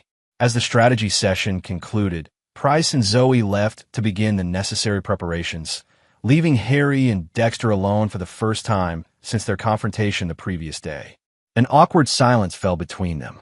"We're not friends again," Harry said finally, his voice firm. "Working together against Warren doesn't erase what happened." Dexter nodded slowly. "I know, and I'm not asking for forgiveness. But for what it's worth, I am sorry. Not just for the affair, but for everything that followed. For not stopping Veronica from going nuclear in the divorce. For the rumors I spread afterward." Harry studied the man who had once been his closest friend, seeing both the familiar face and the stranger he had become. "Why did you do it?" he asked, the question that had haunted him for over a year. Was it just about Veronica? Dexter looked away, seemingly gathering his thoughts. It started that way. An attraction, forbidden and therefore more potent. But underneath, I was jealous, Harry. You had everything, the natural talent, the respect of the firm, the perfect life. I convinced myself you didn't appreciate it, that you were taking it all for granted. He laughed bitterly. Classic rationalization for betrayal, right? But once it started, I couldn't stop. And then when everything fell apart, I told myself I was just picking up the pieces, that since your life was already ruined, I might as well benefit from it. The honesty was unexpected and, in its way, more painful than the betrayal itself. Harry had built Dexter into a calculating villain in his mind. The reality, a weak man driven by envy and opportunity, was somehow more devastating. I need to know one more thing, Harry said. Veronica, do you love her? Dexter looked genuinely startled by the question. After a long pause, he shook his head. No, I thought I did, or at least I told myself that to justify what we were doing. But no, I think we were using each other. Me to get what you had, her to escape what she'd become. Harry nodded, absorbing this final piece of information. She'll be collateral damage in this countermove against Warren. Her position at Preston will likely become untenable once the truth about him comes out. I know, Dexter acknowledged. She's already on thin ice there. The spending issues affected her work performance. Martin Chambers has been looking for a reason to let her go. The revelation should have brought satisfaction. Veronica facing consequences for her actions. Instead, Harry felt a complex mixture of emotions. Residual anger, yes, but also an unexpected pang of concern for the woman he had once loved above all others. I'll make sure she lands on her feet, Dexter said, as if reading Harry's thoughts. Whatever happens between us, I owe her that much. Harry said nothing, turning to gaze out at the Denver skyline. The revenge he had planned for so long was transforming before his eyes into something different. Not abandonment of justice, but a more complex reckoning that acknowledged the human frailties behind the betrayal. The next 2 weeks were a blur of strategic meetings, legal consultations, and careful coalition building within both companies' boards. Harry and Dexter, working in uneasy alliance, navigated the treacherous waters of corporate politics, gradually bringing key stakeholders to support their revised merger structure. Warren Blackwell, sensing the shift but not yet understanding its full implications, requested an urgent meeting with Harry. You've altered the merger terms, he said without preamble when they met in Harry's office. Why? Harry had prepared carefully for this confrontation. Market conditions changed. The original structure created vulnerabilities we couldn't accept. Warren's eyes narrowed. Vulnerabilities for whom? Exactly? For both companies, Harry replied evenly. The new holding company structure preserves value for all shareholders while allowing for more gradual integration. It also severely limits asset restructuring, Warren observed, his tone hardening. A curious priority. Harry met his gaze steadily. Not curious at all. Both boards want to ensure the combined entity remains stable through the transition. Standard corporate governance. Warren studied him, calculation evident in his expression. Callaway visited you last week. Suddenly you're revising merger terms that were nearly finalized. I'm not a fool, Harrison. No one suggested you were, Harry replied calmly. The revisions benefit all shareholders, including your fund. Unless, of course, your investment thesis depends on something other than the merged company's success. The implied accusation hung in the air between them. Warren's expression didn't change, but a dangerous light appeared in his eyes. You disappoint me, he said finally. I thought you understood what was at stake here, personally as well as professionally. I understand perfectly, Harry assured him. Better than you might think. Warren stood, straightening his impeccable suit. You've made a serious miscalculation. This isn't over. After he left, Harry immediately called Dexter at Meridian. Warren knows. He didn't admit anything, but he's clearly unhappy with the revised terms. Will he fight us? Dexter asked. Count on it, Harry replied grimly. Make sure the security provisions we discussed are in place for the Meridian systems. And warn Chambers at Preston that Warren may approach him directly. The stage was set for the final confrontation, not the revenge scenario Harry had originally envisioned, but something potentially more satisfying: the exposure and defeat of Warren Blackwell's predatory scheme, with both Nexus and Meridian emerging stronger for the alliance forged in crisis. As June drew to a close, the revised merger received preliminary approval from both boards, setting the stage for shareholder votes in August. The financial press hailed the unusual structure as innovative, particularly the governance provisions that protected the operational integrity of both companies. What none of the analysts yet recognized was that beneath the surface, a battle for control was raging, one that would determine not just the fate of the merger, but the professional futures of everyone involved. Harry, standing at the center of the storm he had helped create, found himself in an unexpected position, fighting not for revenge, but for redemption, not just for himself, but for the companies and people whose lives had become entwined with his quest for justice. The final act was about to begin, and its conclusion would surprise everyone involved. Chapter 7. The Counterattack. July in Denver brought sweltering heat and the calm before the storm. With the shareholder votes on the revised merger structure just weeks away, Harry maintained a punishing schedule, dividing his time between running Nexus's day-to-day operations and shoring up support for the deal.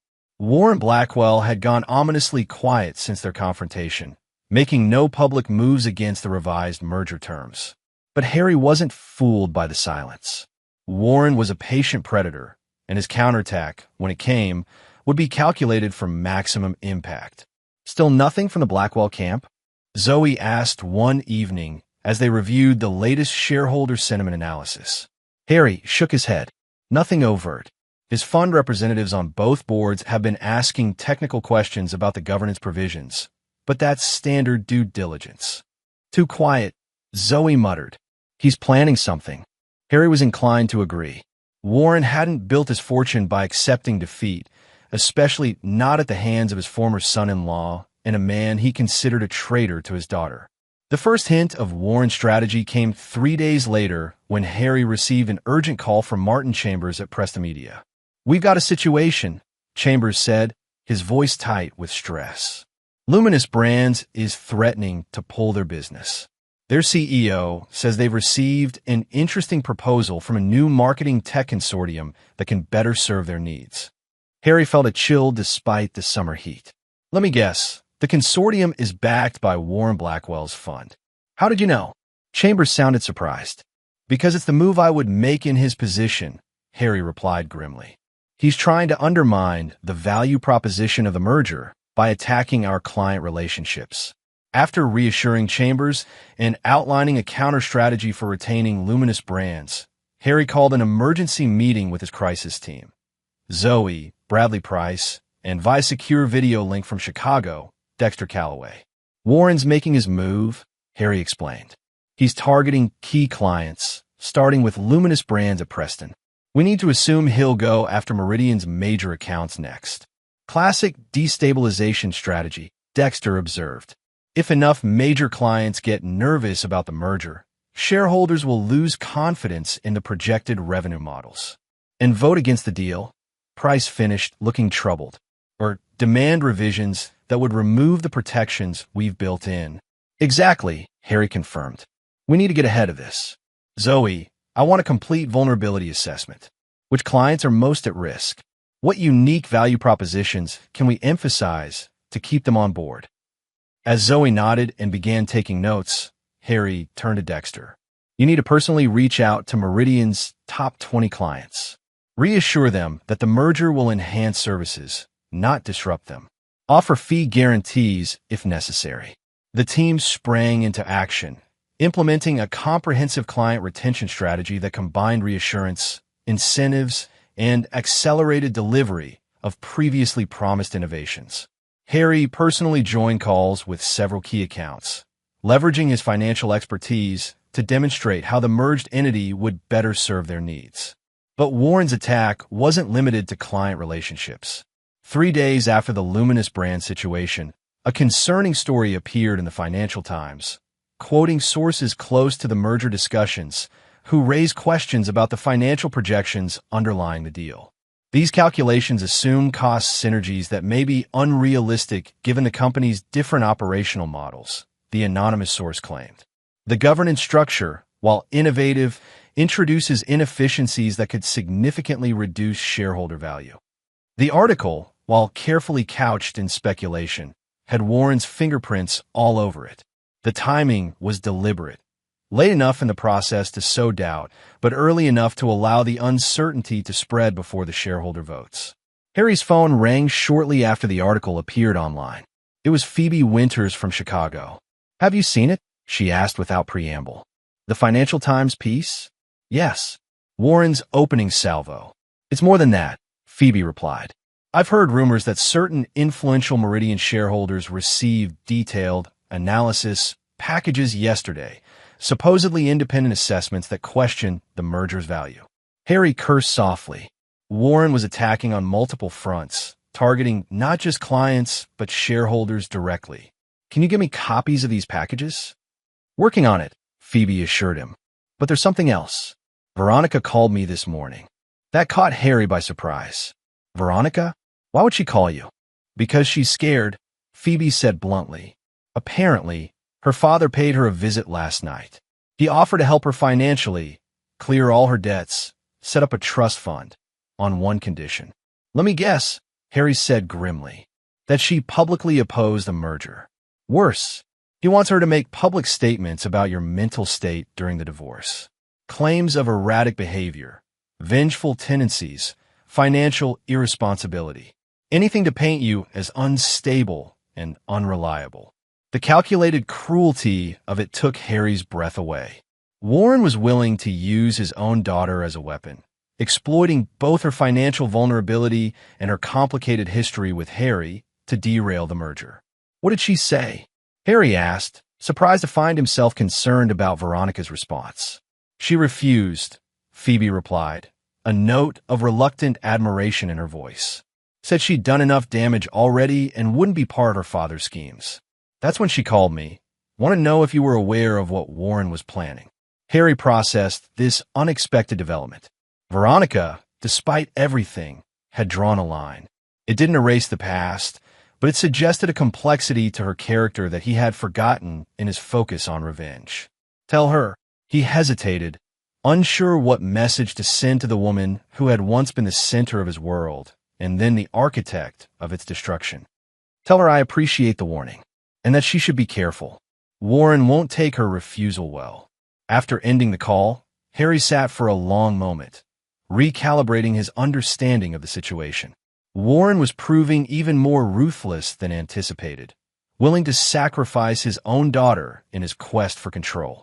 It suggested a desperation that was both concerning and potentially useful. The next blow came that afternoon in the form of a letter from the SEC, informing Nexus that they had received a whistleblower complaint alleging accounting irregularities in the company's recent quarterly reports. The letter was preliminary, simply notifying Nexus of the investigation rather than making specific accusations, but the timing left little doubt about its origin. "This is a classic delaying tactic," Bradley Price fumed when Harry showed him the letter. "Even if the investigation finds nothing, which it won't, because there's nothing to find, it creates uncertainty that could push the shareholder votes past the critical window."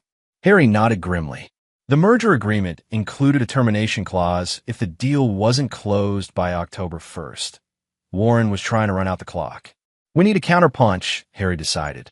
"Not just defend against these attacks, but go on the offensive." That evening, Harry convened a war council in his apartment, away from potential corporate eavesdroppers. Zoe Chun, Bradley Price, and Dexter Calloway, who had flown in from Chicago, gathered around Harry's dining table, along with Phoebe Winters and, surprisingly, Calvin Reeves from Preston Media's IT department. "Warren's strategy is clear," Harry began. "Attack client relationships, undermine shareholder confidence, create regulatory delays, and potentially use Veronica to question my fitness to lead the merged entity. Classic siege warfare," Dexter observed. "Cut off supplies, isolate the target, then wait for surrender." "Exactly," Harry agreed. And our defense so far has been reactive, shoring up client relationships, reassuring shareholders, cooperating with the SEC investigation. But that's not enough. We need to change the dynamics of this conflict. How? Price asked. Warren has massive resources and decades of business connections. He's playing a game he's mastered over 40 years. By changing the rules, Harry replied, a cold determination in his voice. Warren's strategy depends on time and information asymmetry. He moves in the shadows, using proxies and cutouts to distance himself from the attacks. We need to drag him into the light. Over the next several hours, they developed a counter-strategy as bold as it was risky. Instead of continuing to fight a defensive battle on multiple fronts, they would concentrate their resources on a single, decisive thrust, exposing Warren's true agenda and the methods he was employing to advance it. Calvin Reeves, the IT specialist who had been Harry's inside man at Preston, would be crucial to the plan. Through his position, he had access to digital communications that could prove Warren's direct involvement in the attacks on the merger. It's legally gray, Phoebe warned. Using internal communications this way could violate privacy laws. We won't use anything that wouldn't be discoverable in litigation, Harry assured her. We just need enough evidence to establish the pattern. The second component of the plan involved Warren's business history. Zoe had been researching his past deals, identifying a pattern of similar maneuvers, apparently supportive investments that turned predatory when companies became vulnerable. 3 companies in particular show the template, she explained, displaying her findings on Harry's laptop. In each case, Warren's fund initially supported a merger or acquisition, then exploited governance weaknesses to force asset sales that benefited his fund at the expense of other shareholders. We package this history with whatever Calvin can provide about the current situation, Harry continued, and present it directly to the boards of both companies simultaneously. Not as an attack on Warren, but as a risk assessment that requires immediate action. The final element of a strategy was the most audacious and the most personally difficult for Harry. It would require him to reach out to Veronica directly, not to reconcile, but to request her cooperation in exposing her father's methods. Are you sure about that part? Dexter asked, clearly uncomfortable. Involving Veronica adds a personal dimension that could backfire.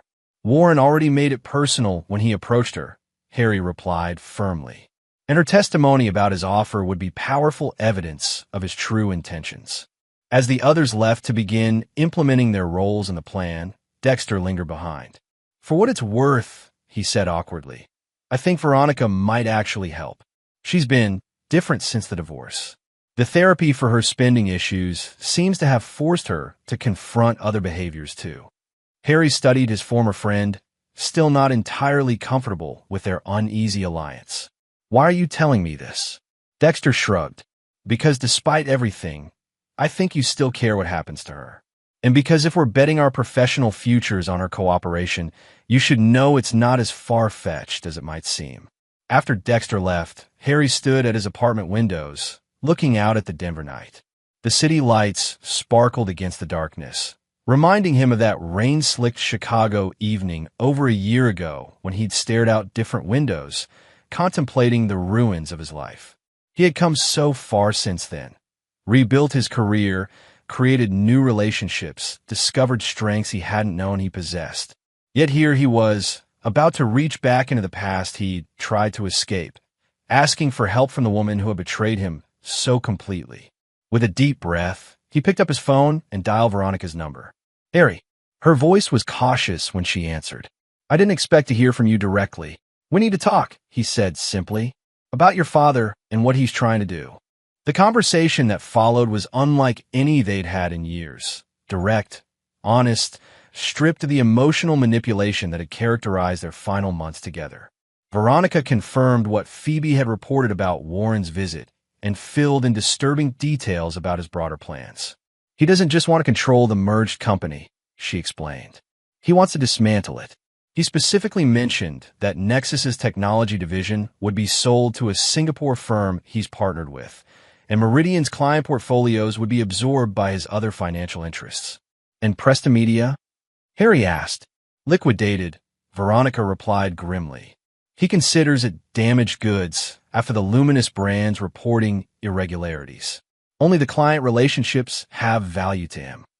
The callousness of it was breathtaking. Warren would destroy 3 companies and thousands of careers to expand his already substantial fortune. I need your help, Harry said finally. Your testimony about his approach to you could be crucial in exposing his real agenda to the boards. A long silence followed. You're asking a lot, Veronica said eventually. He's still my father, despite everything. I know, Harry acknowledged. And I wouldn't ask if there were another way. But there are 15,000 jobs across these companies at stake. Whatever happened between us, I don't think you want that kind of collateral damage on your conscience. Another pause, longer this time. I'll help, she said finally. Not for you, not even for me, but because it's the right thing to do. For once in my life, I want to clean up a mess instead of creating one. The next morning, Harry's counteroffensive began in earnest. While Zoe and her team compiled the dossier on Warren's business history, Calvin Reeves used his access at Preston Media to gather evidence of Warren's direct involvement in the attacks on the merger. By mid-afternoon, they had accumulated a compelling case. Emails showing Warren's representatives coordinating with the concerned shareholders who had received the negative analysis packages, financial transfers linking his fund to the marketing consortium approaching Luminous brands, and a damning message from Warren himself to a board member discussing the SEC complaint as a strategic delaying tactic. Harry reviewed the material with Phoebe, who had flown in from Chicago to provide legal oversight. Will it be enough, he asked, to prove criminal wrongdoing? Probably not. To convince the boards that Warren represents an existential threat to the merger and their companies? Absolutely. With the dossier complete, Harry scheduled emergency board meetings for both Nexus and Meridian the following morning. To ensure Warren couldn't mobilize his allies in advance, the agenda was listed simply as Merger Risk Assessment Update. That evening, as the final preparations were underway, Harry received an unexpected visitor at his apartment, Veronica. I could have sent a written statement, she said as he let her in, her discomfort evident. But some things need to be said in person. She looked both familiar and strange, standing in his living room. The same striking features he had once known better than his own, but somehow altered by the events of the past year. She seemed thinner, less polished than he remembered, but also more present, more authentic. I've prepared my statement about my father's approach, she said, handing him a document. It's comprehensive, and I'm willing to answer questions from the boards if needed. Thank you, Harry replied, genuinely appreciative. This will help significantly. An awkward silence fell between them, the weight of their shared history filling the space. I owe you an apology, Veronica said suddenly. Not just for the affair, but for what came after. The credit cards, the mortgage, the vicious divorce. I was out of control. Harry studied her, searching for the manipulation he'd come to expect, but finding instead what appeared to be genuine remorse. Why? He asked simply. It was the question that had haunted him for over a year. Veronica looked away, gathering her thoughts. The easy answer is the spending addiction. It's real. I've been in treatment, and it helped me understand how my brain works when it comes to money and purchases. But that's just the mechanism, not the why. She moved to the window, gazing out at the same Denver vista Harry had contemplated the night before. The truth is, I was drowning. In expectations, in appearances, in a life we'd built that never quite felt like mine. You were so focused on providing everything, on being the success story, that I became a supporting character in my own life. Harry felt a flicker of defensiveness, but kept silent, letting her continue. Dexter noticed me when you stopped seeing me, she said softly. The affair wasn't about love, or even primarily about sex. It was about being seen, being the center of someone's attention again. The spending served the same purpose. Each purchase was a momentary feeling of control, of choice. She turned back to face him. None of that excuses what I did. The betrayal, the financial destruction, those were my choices, my failures. I told myself you deserved it, because you'd neglected me, but that was just justification for behavior I couldn't otherwise live with. Harry absorbed her words, finding in them a truth he hadn't been ready to hear until now. Their marriage had been broken long before he found her with Dexter. Broken partly by his absence, his prioritization of career over connection, his assumption that providing was the same as partnering. "I appreciate the apology," he said finally. "And there's truth in what you say about my role in the breakdown of our marriage. But the choices you made afterward." He shook his head. "Those nearly destroyed me." "I know," she acknowledged quietly. "And yet here you are, rebuilding something impressive from the ashes. Maybe that's the silver lining in all this mess. We're both finally becoming the people we should have been all along." As she prepared to leave, Veronica paused at the door. "For what it's worth, I hope you win tomorrow. Not just because my father deserves to be stopped, but because you've earned this second chance." After she left, Harry found himself in a reflective mood, the anger that had driven him for so long partially displaced by a complicated mixture of emotions. Lingering hurt, yes, but also a strange sense of closure, and beneath it all, the first tentative shoots of something that might eventually become forgiveness. The morning brought clarity and purpose. Harry arrived at Nexus headquarters early, reviewing the presentation one final time before the board meeting. Zoe, Bradley Price, and Phoebe Winters joined him for a last strategy session. Warren will be attending via video link, Price informed them. "He's in New York today. That could work to our advantage. Harder for him to control the room remotely. Or it could give him plausible deniability," Phoebe cautioned. "We need to be prepared for him to claim he's being misrepresented or that his representatives acted without his knowledge." The Nexus board meeting began at 9. With Meridian scheduled for 11 to allow Harry and his team to present to both. As the Nexus directors assembled in the boardroom, Harry noted the careful positioning of Warren's allies, strategically placed to intervene or object as needed. "Good morning," Harry began once everyone was seated. "Today's update concerns significant risks to the pending merger that have recently come to light.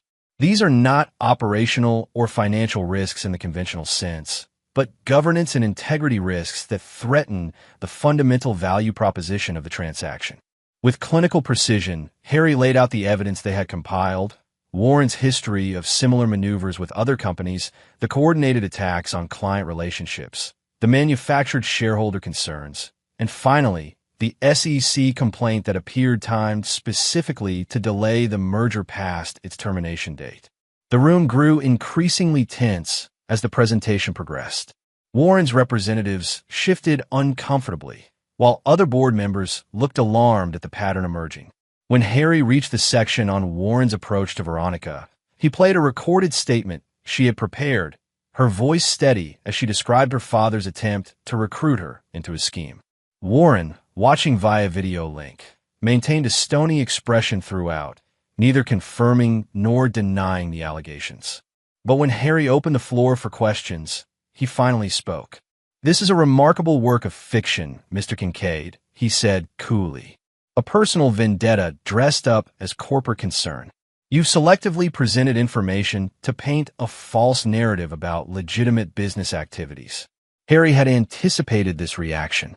"Mr. Blackwell, are you denying that your representatives approached Luminous Brands with an offer to move their business from Preston Media to a consortium backed by your fund?" "Business competition is not a conspiracy," Warren replied smoothly. "Alternative proposals to potential clients happen every day. And the SEC complaint," Harry pressed, "the timing is merely coincidental." "I have no knowledge of any whistleblower complaint," Warren insisted. "Though if one exists, the board should take it seriously rather than assuming it's part of some elaborate plot." Harry nodded to Zoe, who activated the final slide, an email from Warren to one of his fund managers, dated 3 weeks earlier, that explicitly discussed using regulatory delays to push the merger past its termination date.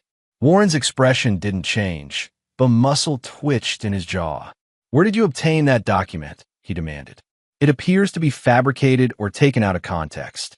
"It was provided by a source within the regulatory process," Harry replied.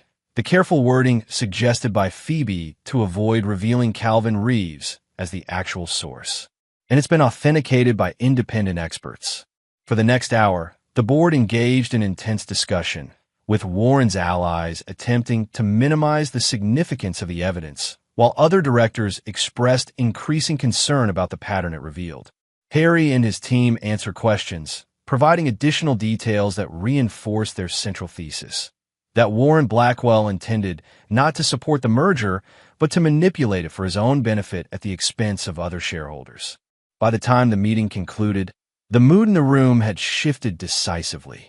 The board voted to establish a special committee to review Warren's role in the merger process and to implement additional governance safeguards against the tactics identified in the presentation. The Meridian board meeting that followed produced similar results, with Dexter Calloway skillfully managing the presentation in Harry's absence during the early portions. When Harry arrived to address questions, he found the Meridian directors even more alarmed than their Nexus counterparts, particularly about Warren's apparent intent to dismantle significant portions of both companies after gaining control. By early afternoon, the counteroffensive had achieved its primary objective. Both boards had voted to proceed with the merger as structured, with additional protections against the specific threats Warren posed.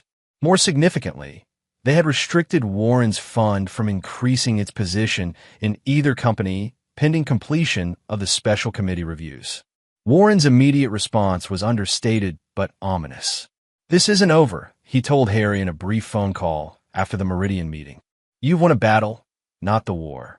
"There doesn't need to be a war," Harry replied. "The merger as structured benefits all shareholders, including your fund. The only scenario where you lose is if your goal was always to break apart these companies." Warren's laugh was cold. "Always so naive, Harrison. Business isn't about building. It's about extracting maximum value. Sometimes that requires creative destruction." "Not this time," Harry said firmly. "Not these companies." The weeks that followed brought continued skirmishes as Warren tested the new defenses around the merger. He launched a public relations campaign questioning the governance structure, attempted to rally other institutional investors to oppose the deal, and even filed a lawsuit challenging the board's decisions to restrict his fund's activities. But with his true agenda exposed and both companies now fully aligned against him, these efforts gained little traction. By early August, with the shareholder votes approaching, Warren faced a choice: continue a losing battle or salvage what advantage he could from the situation. On a sweltering August afternoon, Harry received an unexpected meeting request from Warren's representatives. The proposed location was neutral ground, a private dining room at a downtown Denver restaurant, and the agenda simply listed merger discussion. After consulting with Bradley Price and Dexter Calloway, Harry agreed to the meeting, curious what Warren might offer at this late stage. Warren Blackwell arrived alone, impeccably dressed despite the summer heat, his silver hair perfectly styled and his expression revealing nothing. "Thank you for meeting me," he said as they sat across from each other at the small table. "I was intrigued by the request," Harry replied neutrally. Warren studied him for a moment. "You played this well, I'll give you that. Better than I anticipated. The personal connection gave you an edge I underestimated." "It wasn't personal," Harry countered. "It was about protecting the companies and the merger." Warren's smile was knowing. "Everything is personal, Harrison. Business, politics, even art, all ultimately expressions of personal will and desire. You wanted to beat me because of Veronica, because of what you perceived as my role in your downfall. And you wanted to break apart 3 companies because—" Harry let the question hang. "Because that's where the maximum value lies," Warren replied simply. "The sum of the parts is worth more than the whole. A basic principle of financial engineering. At the cost of thousands of jobs and years of potential growth." Warren waved a dismissive hand. "Creative destruction. The market reallocates resources more efficiently than sentiment." The fundamental difference in their worldviews could not have been clearer. To Warren, businesses were merely collections of assets to be reconfigured for maximum short-term return. To Harry, they were living entities with potential that extended far beyond the next quarterly report. "I assume you didn't request this meeting to debate business philosophy," Harry said, steering the conversation back to practicalities. "No," Warren acknowledged. "I'm here to propose a compromise. My fund will support the merger as structured, with no further opposition, in exchange for 2 concessions. Harry raised an eyebrow questioningly. First, a guaranteed seat on the holding company's executive committee for my representative, Warren continued.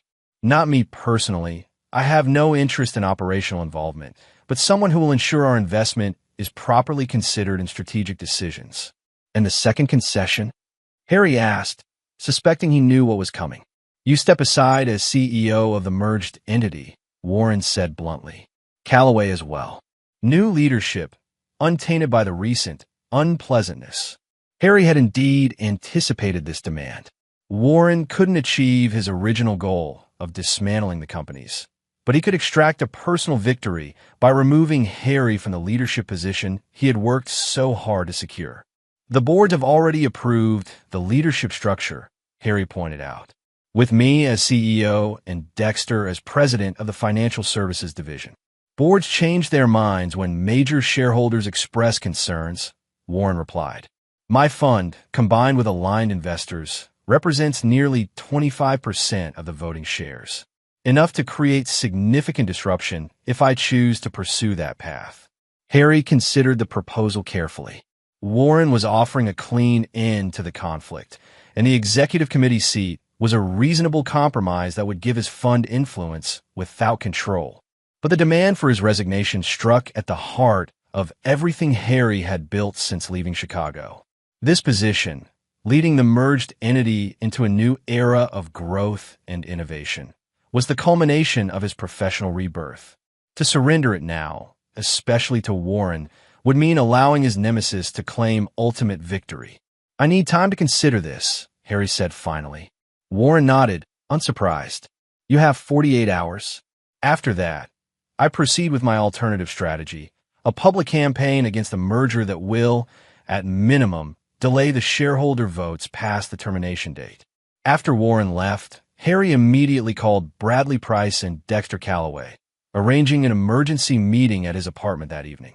It's a power play, pure and simple, Dexter said after Harry outlined Warren's proposal. He can't win the war, so he's trying to salvage a symbolic victory. Symbolic but significant, Price noted. Removing you from leadership was his objective all along, though initially as part of a larger dismantling strategy.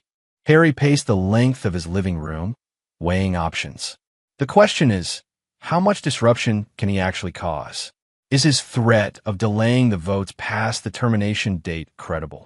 Potentially, Price acknowledged. With 25% of the votes aligned against the merger and the possibility of legal challenges, he could create enough uncertainty to push some institutional investors to a wait-and-see position, which would effectively kill the deal, Dexter concluded. The termination clause exists for a reason. Too much delay increases execution risk. Harry stopped pacing, his decision crystallizing. I'm not stepping down. We've come too far, built too much, to surrender now. It's a risk, Price warned. Warren isn't bluffing. Neither am I, Harry replied with quiet determination. But we need a counter-strategy, something that neutralizes his remaining leverage without giving him what he wants. For the next several hours, they brainstormed approaches, each seeming to have fatal flaws, until Dexter mentioned an obscure provision in Meridian's corporate bylaws. It's rarely invoked, he explained, but there's a mechanism for significant shareholders to call an emergency shareholder meeting prior to scheduled votes if they can demonstrate potential material harm to the company. Harry's interest was immediately piqued. Could we use that to force an earlier vote on the merger? Possibly, Dexter said thoughtfully. We need to demonstrate that delay itself constitutes material harm, perhaps through client contract renewals that depend on certainty about the merged entity structure. And we'd need significant shareholders to initiate the process, Price added. Like the employee pension fund that owns 8% of Meridian, Harry suggested. The same employees whose jobs would be threatened by Warren's dismantling strategy?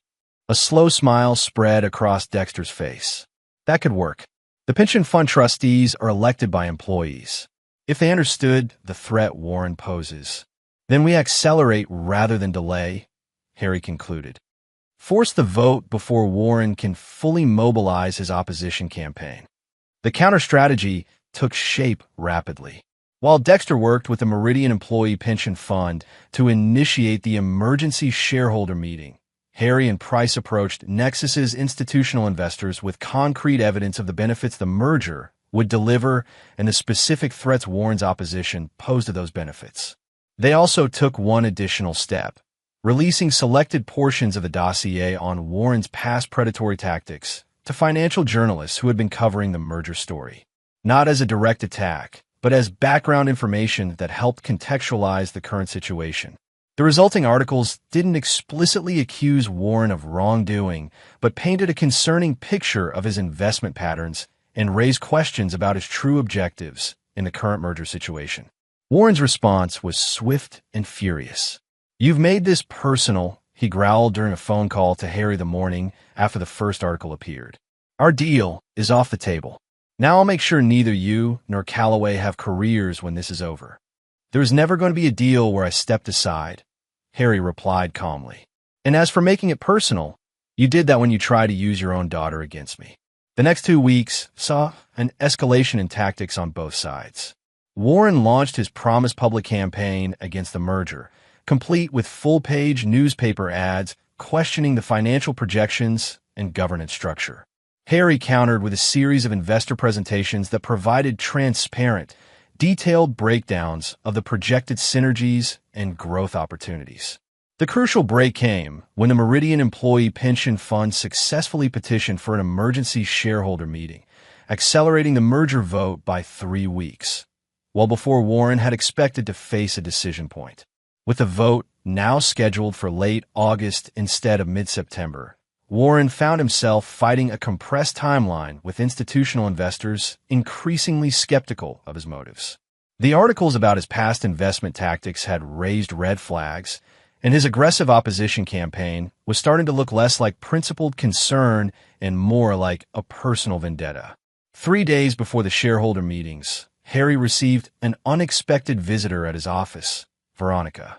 "You look surprised to see me," she observed as she took a seat across from his desk. "I am," Harry admitted. "I thought you'd be staying clear of this conflict." Veronica shook her head. "That's not an option anymore. My father has escalated beyond business tactics. He's now threatening to expose details about my personal issues if I don't publicly support his position on the merger." Harry felt a surge of disgust. "He'd use your struggles with addiction against you?" "In a heartbeat," Veronica confirmed bitterly. "Family loyalty only flows one direction with Warren Blackwell." "What are you going to do?" Harry asked, genuinely concerned despite their complicated history. Veronica met his gaze directly. "I'm going to speak at both shareholder meetings. Not for you, not for Dexter, but for the truth. My father is willing to destroy companies and lives to get his way. The shareholders deserve to know exactly who they're dealing with." Her determination surprised Harry. This was a different Veronica than the woman who had participated in his financial destruction a year earlier. More grounded, more principled. "He'll retaliate," Harry warned. "You know how he operates." "I know," she acknowledged. "But I'm done being a pawn in other people's games. My father's, Dexter's, even yours." She smiled slightly at his startled expression. "Yes, yours too. I may have started as a target in your revenge plan, but I've become something more complicated now, haven't I?" Harry couldn't deny it. Somewhere in the chaos of the past months, Veronica had transformed from the villain of his story into a complex human being making her own choices, some admirable, some not, but all distinctly hers. "Whatever happens with the votes," she continued, "I want you to know that I'm facing my own mistakes now. The therapy, the financial responsibility programs, they're helping me become someone I can actually respect. Someone who makes amends rather than excuses." As she left, Harry found himself reflecting on how much had changed since that rainy Chicago night when he'd stared at divorce papers and credit card statements, consumed by betrayal and loss. The revenge he had so meticulously planned had evolved into something far more complex. A battle not just for professional vindication, but for a vision of business that created rather than destroyed. The shareholder meetings were scheduled for consecutive days. Meridian's on Thursday, Nexus's on Friday. As a Meridian meeting convened in Chicago, Harry watched via secure video link from Denver, where he was preparing for the following day's vote. Warren arrived at the Meridian meeting flanked by attorneys and financial advisors, projecting confidence despite the accelerated timeline. The meeting began with standard procedures: confirmation of quorum, review of the agenda, and formal presentation of the merger proposal. Then came the open comment period, when significant shareholders could address the assembled voters. Warren spoke first, delivering a polished argument against the merger that emphasized governance concerns and questioned the financial projections. Dexter followed with a point-by-point rebuttal, his presentation bolstered by independent analyses that supported the merger's projected benefits. The institutional investors in the audience listened attentively, their expressions revealing little. Then, to Warren's visible shock, Veronica was introduced as the next speaker. She approached the podium with calm dignity, acknowledged the assembled shareholders, and delivered a devastating account of her father's true intentions, including his attempt to use her in his campaign against the merger. "My father's opposition has nothing to do with shareholder value," she concluded. "It's about control and extraction. He sees companies not as enterprises to be built, but as assets to be stripped and sold. I urge you to approve this merger not because it benefits any individual, but because it creates something stronger than its constituent parts, something with the potential for sustainable growth that benefits employees, communities, and yes, shareholders." Warren's face had darkened progressively throughout her speech. When she finished, he rose as if to respond, then seemed to think better of it and sat back down, conferring urgently with his advisors. The vote that followed was decisive: 82% in favor of the merger, well above the required threshold and a clear repudiation of Warren's opposition campaign. The Nexus vote the following day produced an even stronger mandate, with 87% approval. Harry, addressing the shareholders before the vote, had struck a forward-looking tone, focusing not on the conflict with Warren, but on the opportunities the merged entity would pursue. Warren didn't attend the Nexus meeting, sending a representative instead, a tacit acknowledgement of defeat.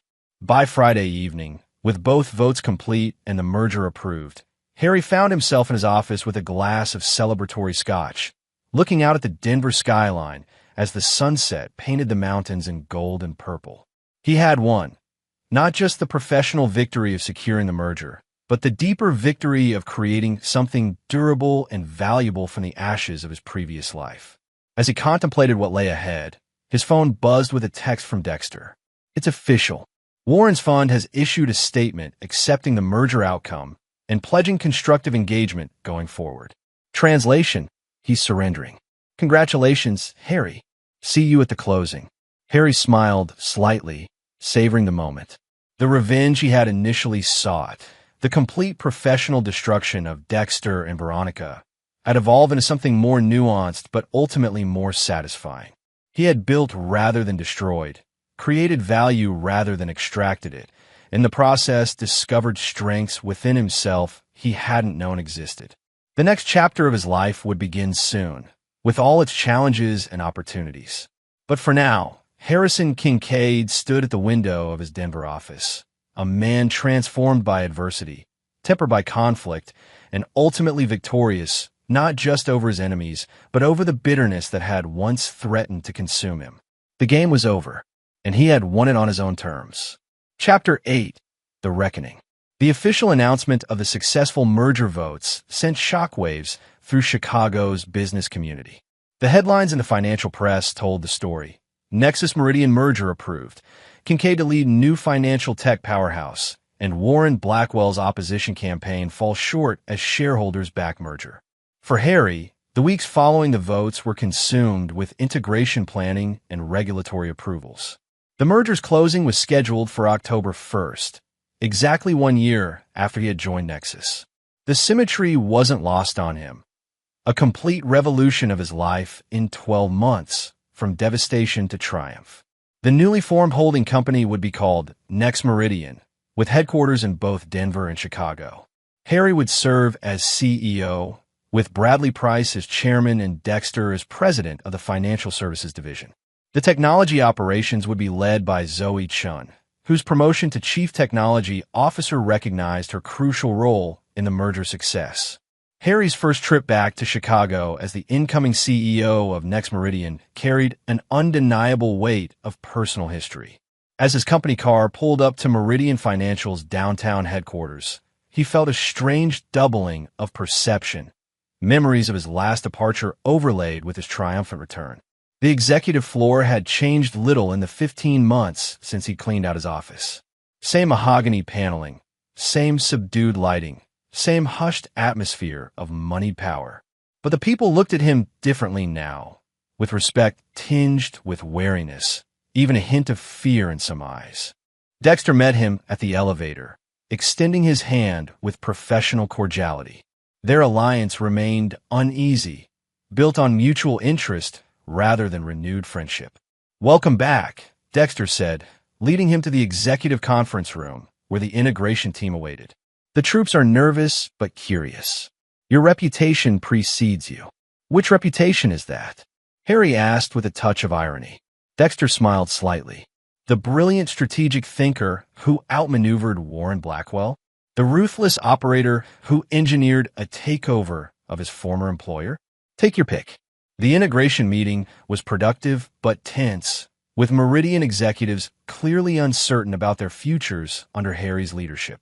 He addressed their concerns directly, emphasizing that the merger was about growth, not cost-cutting, and that talent would be valued regardless of its origin company. "I have no interest in settling old scores," he told them, his gaze steady. "What matters is who can help build Next Meridian into the industry leader it should be." After the meeting, Harry had one more stop to make, Preston Media, where Martin Chambers had requested a private discussion about their place in the new corporate structure. Preston's offices occupied 3 floors in a gleaming tower a few blocks from Meridian. As Harry stepped off the elevator, he was acutely aware that Veronica worked somewhere on these floors, though their paths weren't scheduled to cross today. Chambers greeted him with the nervous deference of a man who had bet on the wrong horse and knew it. "Harrison, thank you for making time. I know you're on a tight schedule." "Always time for a key partner," Harry replied diplomatically, following Chambers to his corner office with its panoramic view of Lake Michigan. Once seated, Chambers got straight to the point. "I need to understand where Preston stands in the new organization. The partnership agreement with Nexus is clear, but with the Meridian merger, everything feels uncertain." Harry had anticipated this concern. Preston Media remains a valued strategic partner, with the same integration points we established earlier this year. The only change is that you'll now have access to Meridian's financial products for your clients, an additional offering that should strengthen your market position. Chambers looked relieved, but still cautious. "And leadership? There have been rumors about your position." Harry finished for him. "Martin, I have no interest in micromanaging Preston. As long as the client reporting issues we identified have been addressed, and I understand they have, your leadership isn't in question." The tension visibly drained from Chambers' shoulders. "Thank you for that clarity. And there's one more thing. About Veronica Blackwell." Harry kept his expression neutral, though the mention of her name still triggered a complex emotional response. "What about her?" "Her position has become complicated," Chambers explained carefully. "Her work has improved significantly since she returned from her leave of absence. But her father's campaign against the merger, and especially her public opposition to him, has created awkward client dynamics. Some are uncomfortable working with her given the family drama." Harry considered this information. He had anticipated that Veronica might face professional consequences for her stand against Warren, but hadn't planned to intervene either way. "What are you proposing?" he asked. Chambers hesitated. "I'm not sure, honestly. Letting her go seems harsh given her recent improvements and her role in supporting the merger. But keeping her in client-facing positions may be untenable." Harry made a decision that surprised even himself. "Move her to the innovation team working on the Nexus integration.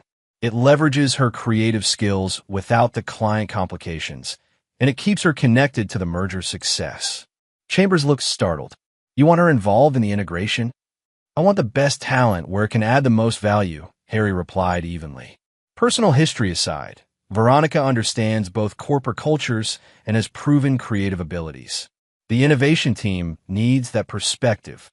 After leaving Preston, Harry had his driver take him past his old neighborhood, the luxury high-rise on Lakeshore Drive, where he and Veronica had shared the penthouse apartment.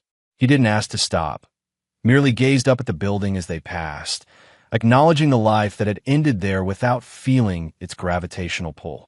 His final meeting in Chicago was with Phoebe Winters, who had remained a trusted ally throughout the past tumultuous year. "So," she said as they settled into a corner table at their usual breakfast spot, though it was now late afternoon, "the conquering hero returns. How does it feel?" Harry considered the question seriously. "Different than I expected. Less triumphant, maybe more complex." Phoebe nodded, understanding. "Because it stopped being about revenge somewhere along the way?" "Yes," Harry acknowledged. "Or at least, not solely about revenge. At some point, building something new became more important than destroying what was old." "That's growth," Phoebe observed. "Though I have to admit, when you first came to me with this plan to use Nexus as a vehicle for taking down Dexter and Veronica, I had my doubts." Harry smiled ruefully. "You were right, too. It was partly insanity driven by pain. And yet here you are, CEO of a merged entity that includes your former employer, with your ex-wife's company as a strategic partner and your former best friend reporting to you." Phoebe raised her coffee cup in a toast. "Revenge or not, it's an impressive outcome." With unexpected complications, Harry added, "I never planned to work with Dexter again, let alone have Veronica involved in merger integration." Phoebe studied him with the perceptive gaze that had made her such an effective attorney. "Do you regret it? The shift from destruction to creation?"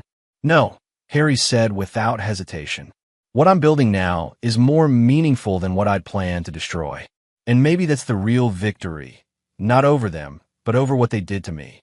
The debt, the betrayal, the professional sabotage. None of it defined me in the end." That evening, as Harry prepared to fly back to Denver, he received a text from Veronica. "Chambers told me about the innovation team assignment. Not sure if it was mercy or punishment, but either way, I'll make the most of it. Good luck with the closing." Harry typed a reply before he could overthink it. Neither mercy nor punishment. Just business, right talent, right role. Make it count. On the flight back to Denver, Harry reviewed the journey that had brought him to this point. The pain that had driven him from Chicago had been transformed, not erased. The betrayal still mattered, but it no longer defined him. What defined him now were the choices he'd made since. To build rather than destroy, to lead rather than avenge, to create a future rather than dwell in the past. Warren Blackwell had made one final attempt to disrupt the merger, filing a lawsuit challenging the emergency shareholder meetings as procedurally improper. But with both votes so decisively in favor, the courts had refused to issue an injunction, and Warren had ultimately withdrawn the suit rather than face a humiliating legal defeat to add to a shareholder rebuke. Veronica had paid a price for opposing her father. Warren had cut her off completely, financially, emotionally, even instructing family members not to communicate with her. The gossip in Chicago's social circles had been brutal, painting her as both a failed wife and a disloyal daughter. Dexter, too, had faced consequences for switching sides. Several clients closely aligned with Warren had moved their business from Meridian, and some of Dexter's former allies within the firm had distanced themselves, uncertain where power would ultimately reside in the merged organization. But as the merger closing approached, a new equilibrium began to form. Those who had bet against Harry, who had written him off after the divorce as a broken man whose career was finished, now scrambled to realign themselves with the ascending power. Invitations arrived daily to speak at conferences, to join prestigious boards, to attend exclusive social functions. Harry accepted some, declined others, always with the same internal reminder. None of this validated him. His worth didn't come from external recognition or power over others.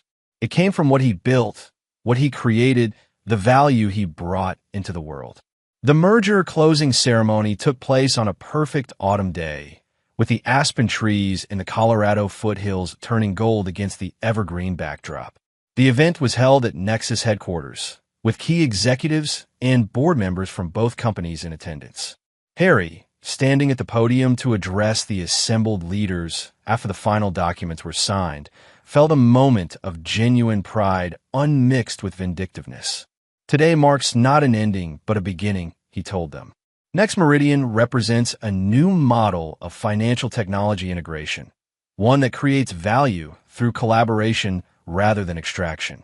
The path here wasn't always smooth, but the destination is worth the journey.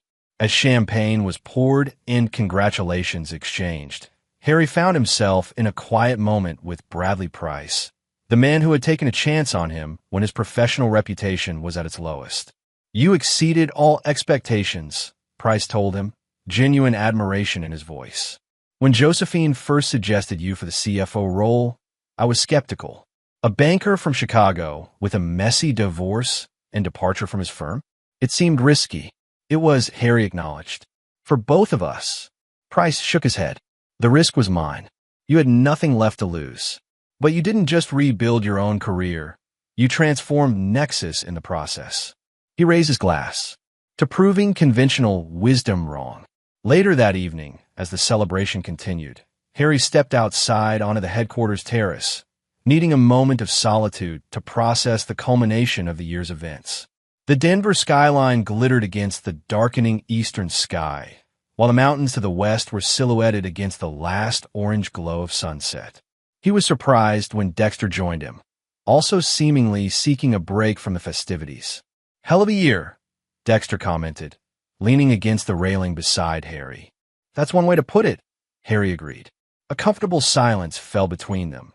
Not friendship, exactly, but a wary respect that might, in time, evolve into something more positive than their current détente.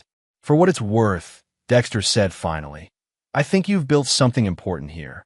Something that matters beyond the balance sheet." Harry glanced at him, surprised by the sincerity in his tone.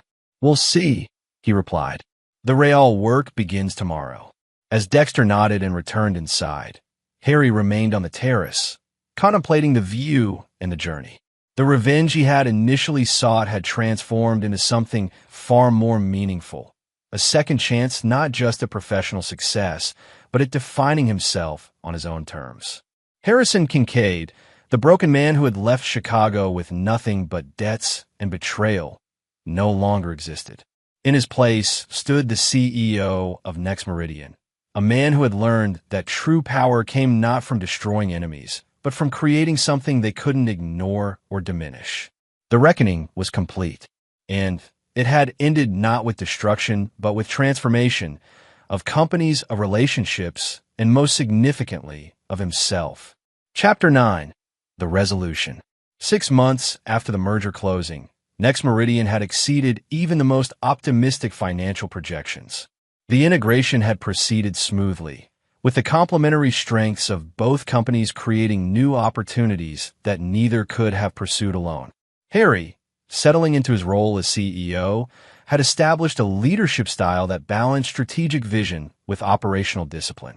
The headquarters split between Denver and Chicago symbolized the merger's approach, maintaining the strengths of both organizations while creating something greater than the sum of its parts.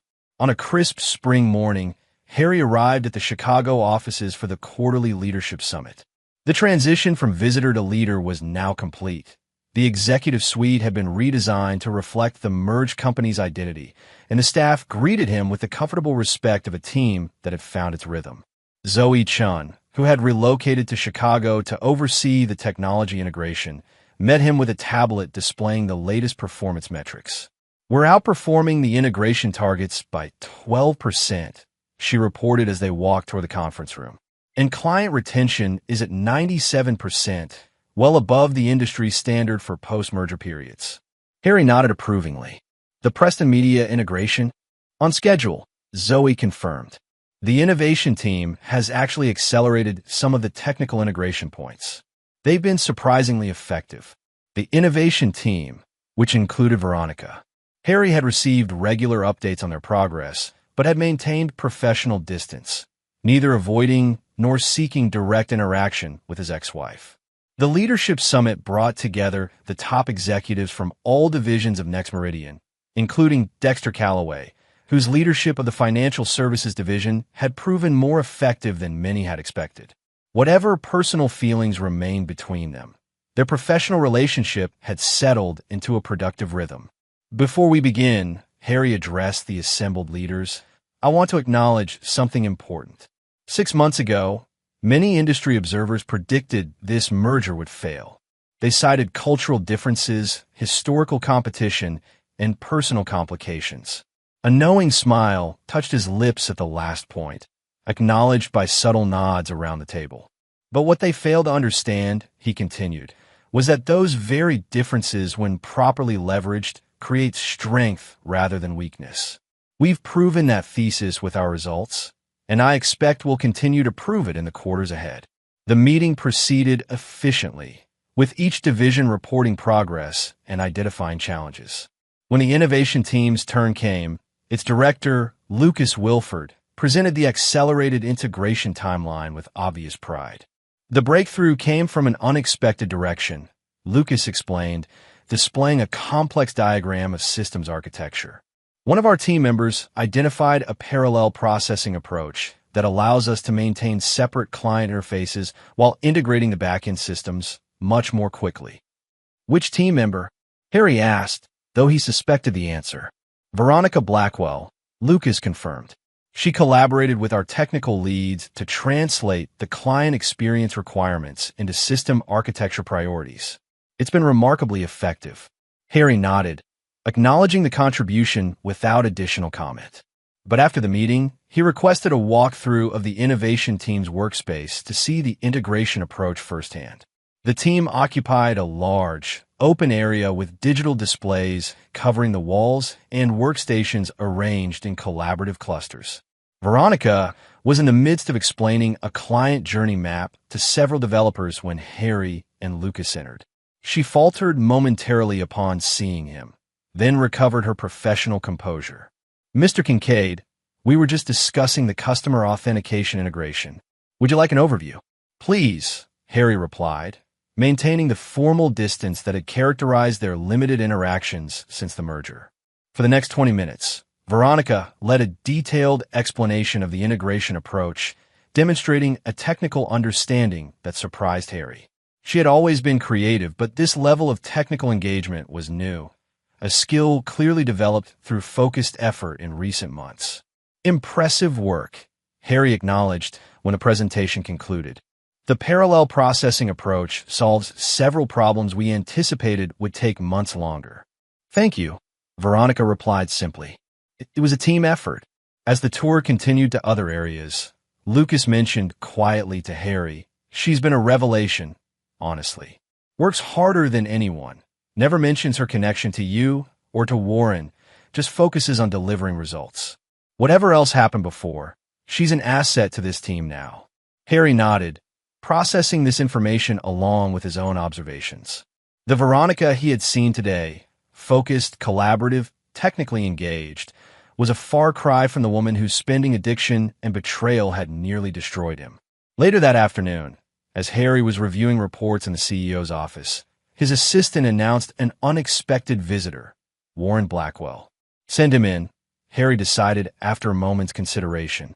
Warren entered with the same commanding presence he had always possessed, though Harry noted subtle signs of strain, slight weight loss, new lines around his eyes, a certain tightness to his mouth. Harrison, Warren greeted him, taking a seat without waiting for an invitation. I see my old office has been redecorated. The view remains excellent, however. What can I do for you, Warren? Harry asked directly, not interested in verbal sparring. Warren studied him with calculating eyes. I've come with a proposition. My fund is interested in divesting its Next Meridian holdings, all of them, in a single transaction. Before taking them to the open market, I thought I'd offer you right of first refusal. Harry kept his expression neutral despite his surprise. Warren selling his entire position represented a significant shift in strategy and a tacit admission of defeat in their long-running conflict. Why now? Harry asked. The company is performing well. Most analysts project continued growth. Let's call it a rebalancing of priorities, Warren replied smoothly. My fund is exploring opportunities in other sectors. Harry didn't believe that for a moment. Something else was driving this decision, something Warren wasn't acknowledging.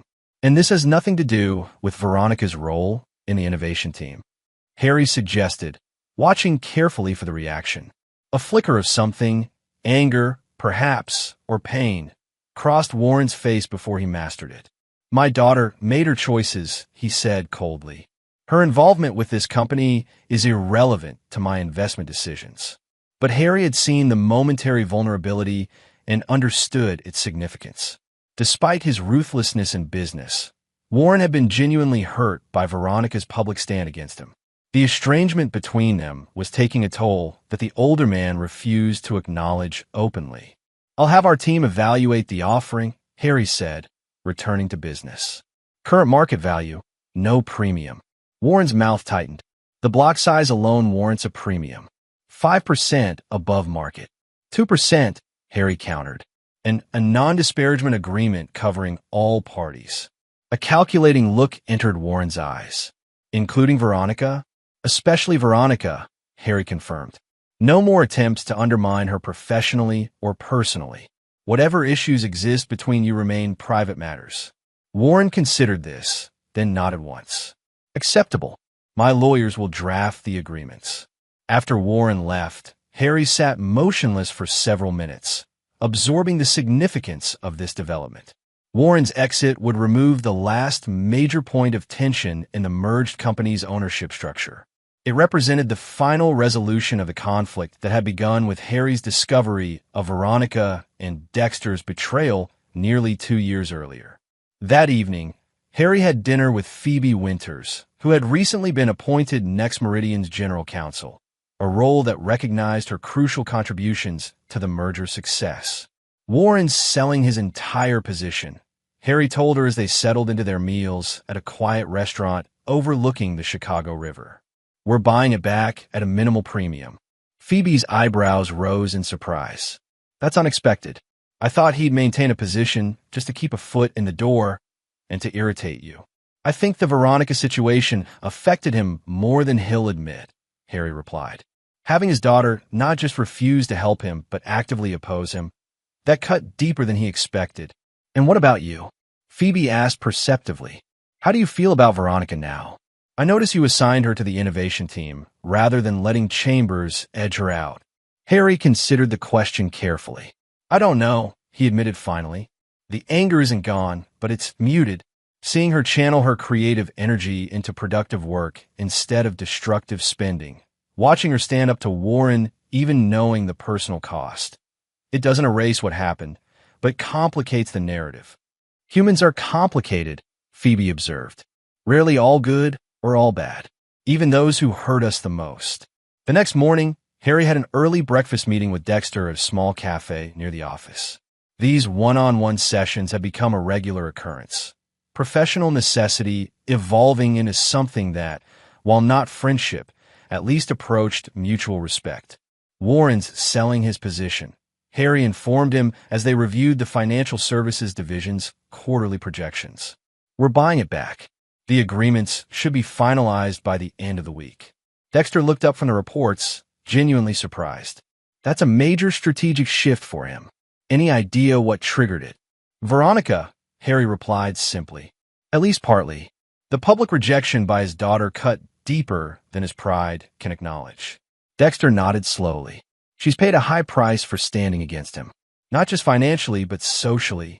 Chicago's old money circles have mostly sided with Warren, not because they believe he's right, but because that's how their world works. Loyalty above all, especially to family patriarchs. The insight into Veronica's current social situation was new to Harry.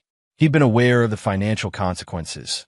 Warren had indeed cut her off completely, but had given little thought to the broader social implications of her stand. She seems focused on the work, Harry observed neutrally. She is, Dexter confirmed, but it's been a difficult adjustment. From socialite with unlimited resources to innovation team member living on a corporate salary. He hesitated, then added, "We're not together anymore, if you were wondering." Haven't been since before the merger vote. Harry had suspected as much, but hadn't asked. Professional complications? He inquired, keeping his tone casual. Partly, Dexter acknowledged, but mostly recognition that what brought us together wasn't a foundation for anything lasting. Mutual unhappiness, opportunity, forbidden attraction. None of that sustains a relationship once the circumstances change. After the meeting, Harry found himself walking through the innovation team's workspace again, this time unannounced. The team was in the midst of a problem-solving session, with Veronica leading a discussion at a whiteboard covered in diagrams and annotations. She noticed him hovering at the periphery and, after concluding her point, excused herself to approach him. 2 visits in 2 days, she observed. Should the team be worried? Not at all, Harry assured her. The progress reports are impressive. I wanted to see more of the authentication solution you presented yesterday. Veronica looked skeptical, but led him to a quieter area with a digital display where she could demonstrate the system in more detail. As she walked him through the technical components, Harry studied her with new awareness. The Veronica before him, now, was noticeably different from the woman he had married. Not just physically, though she had lost the unhealthy thinness of her addiction days and gained a healthier glow, but in her manner and focus. She spoke with passion about solving real problems rather than creating perfect appearances. Your father came to see me yesterday, Harry said when the technical explanation concluded. He's selling his position in Next Meridian. Veronica stilled, absorbing this information. All of it. The entire stake, Harry confirmed. We're buying it back. A complex mixture of emotions crossed her face. Sadness, resignation, perhaps a hint of relief. I'm not surprised, she said finally. Holding a position in a company where his daughter publicly opposed him was probably too much for his pride. It's a positive development for the company, Harry noted. Removes a potential source of ongoing conflict. Veronica nodded agreement, then hesitated before asking, How is he? Did he seem okay? The question revealed a vulnerability that caught Harry off guard. After everything Warren had done, she still cared about his well-being. It was a reminder of the complexity of family bonds, even damaged ones. He seemed like himself, Harry replied carefully. Perhaps a bit more strained than usual, but essentially unchanged. Veronica nodded again, accepting this assessment. Thank you for telling me. And thank you for the innovation team assignment. It's been challenging in the best way. As Harry returned to his office, he found himself reflecting on how completely his understanding of Veronica had evolved. The cartoon villain of his revenge fantasies had been replaced by a flawed but striving human being, someone who had made terrible mistakes but was genuinely working to build something better from the ruins. The same could be said for his view of Dexter, though that relationship remained more complicated. The betrayal had cut deeper given their friendship, and the professional competition added layers of complexity that didn't exist with Veronica. Yet even there, Harry recognized growth. In himself, as much as in Dexter. The all-consuming need to destroy his former friend had been replaced by a capacity to work together effectively, to leverage Dexter's genuine talents while maintaining appropriate boundaries. The week concluded with the formal announcement of the stock buyback from Warren's fund, presented to the markets as a strategic reallocation of capital on both sides. The financial press noted the development with interest, but without the breathless speculation that had characterized coverage of the merger battle. Blackwell exits Next Meridian position as company exceeds integration targets, read the Wall Street Journal headline. The accompanying analysis suggested the move represented a normalization of relations after the contentious merger process. Harry, reading the coverage in his Denver apartment that weekend, found himself in a contemplative mood.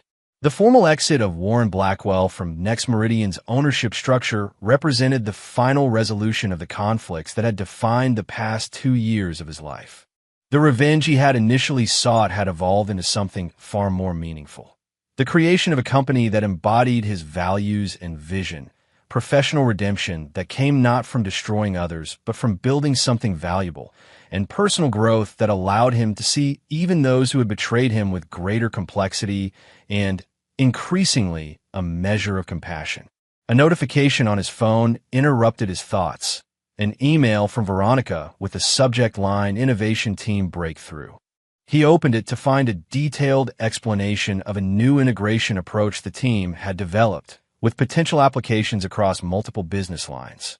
The technical content was impressive, but it was the closing paragraph that caught his attention.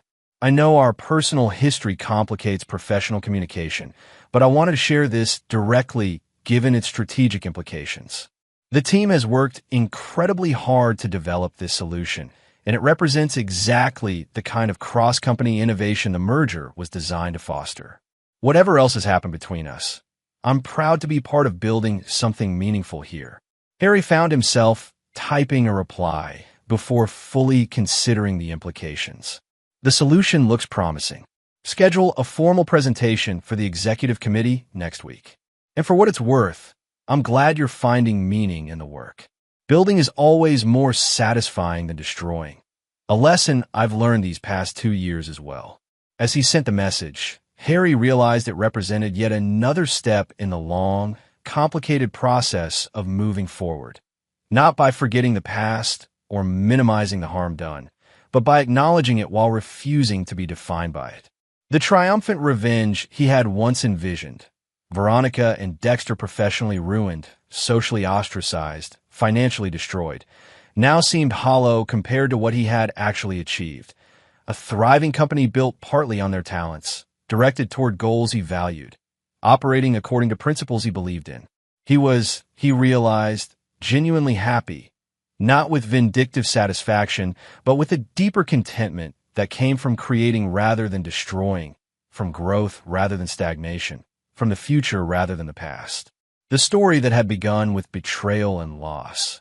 His ex-wife who had cheated on him with his best friend, who had left him with crushing debt, who had then found herself reporting to him as the new owner of her company, had evolved into something far more interesting and nuanced than a simple revenge tale.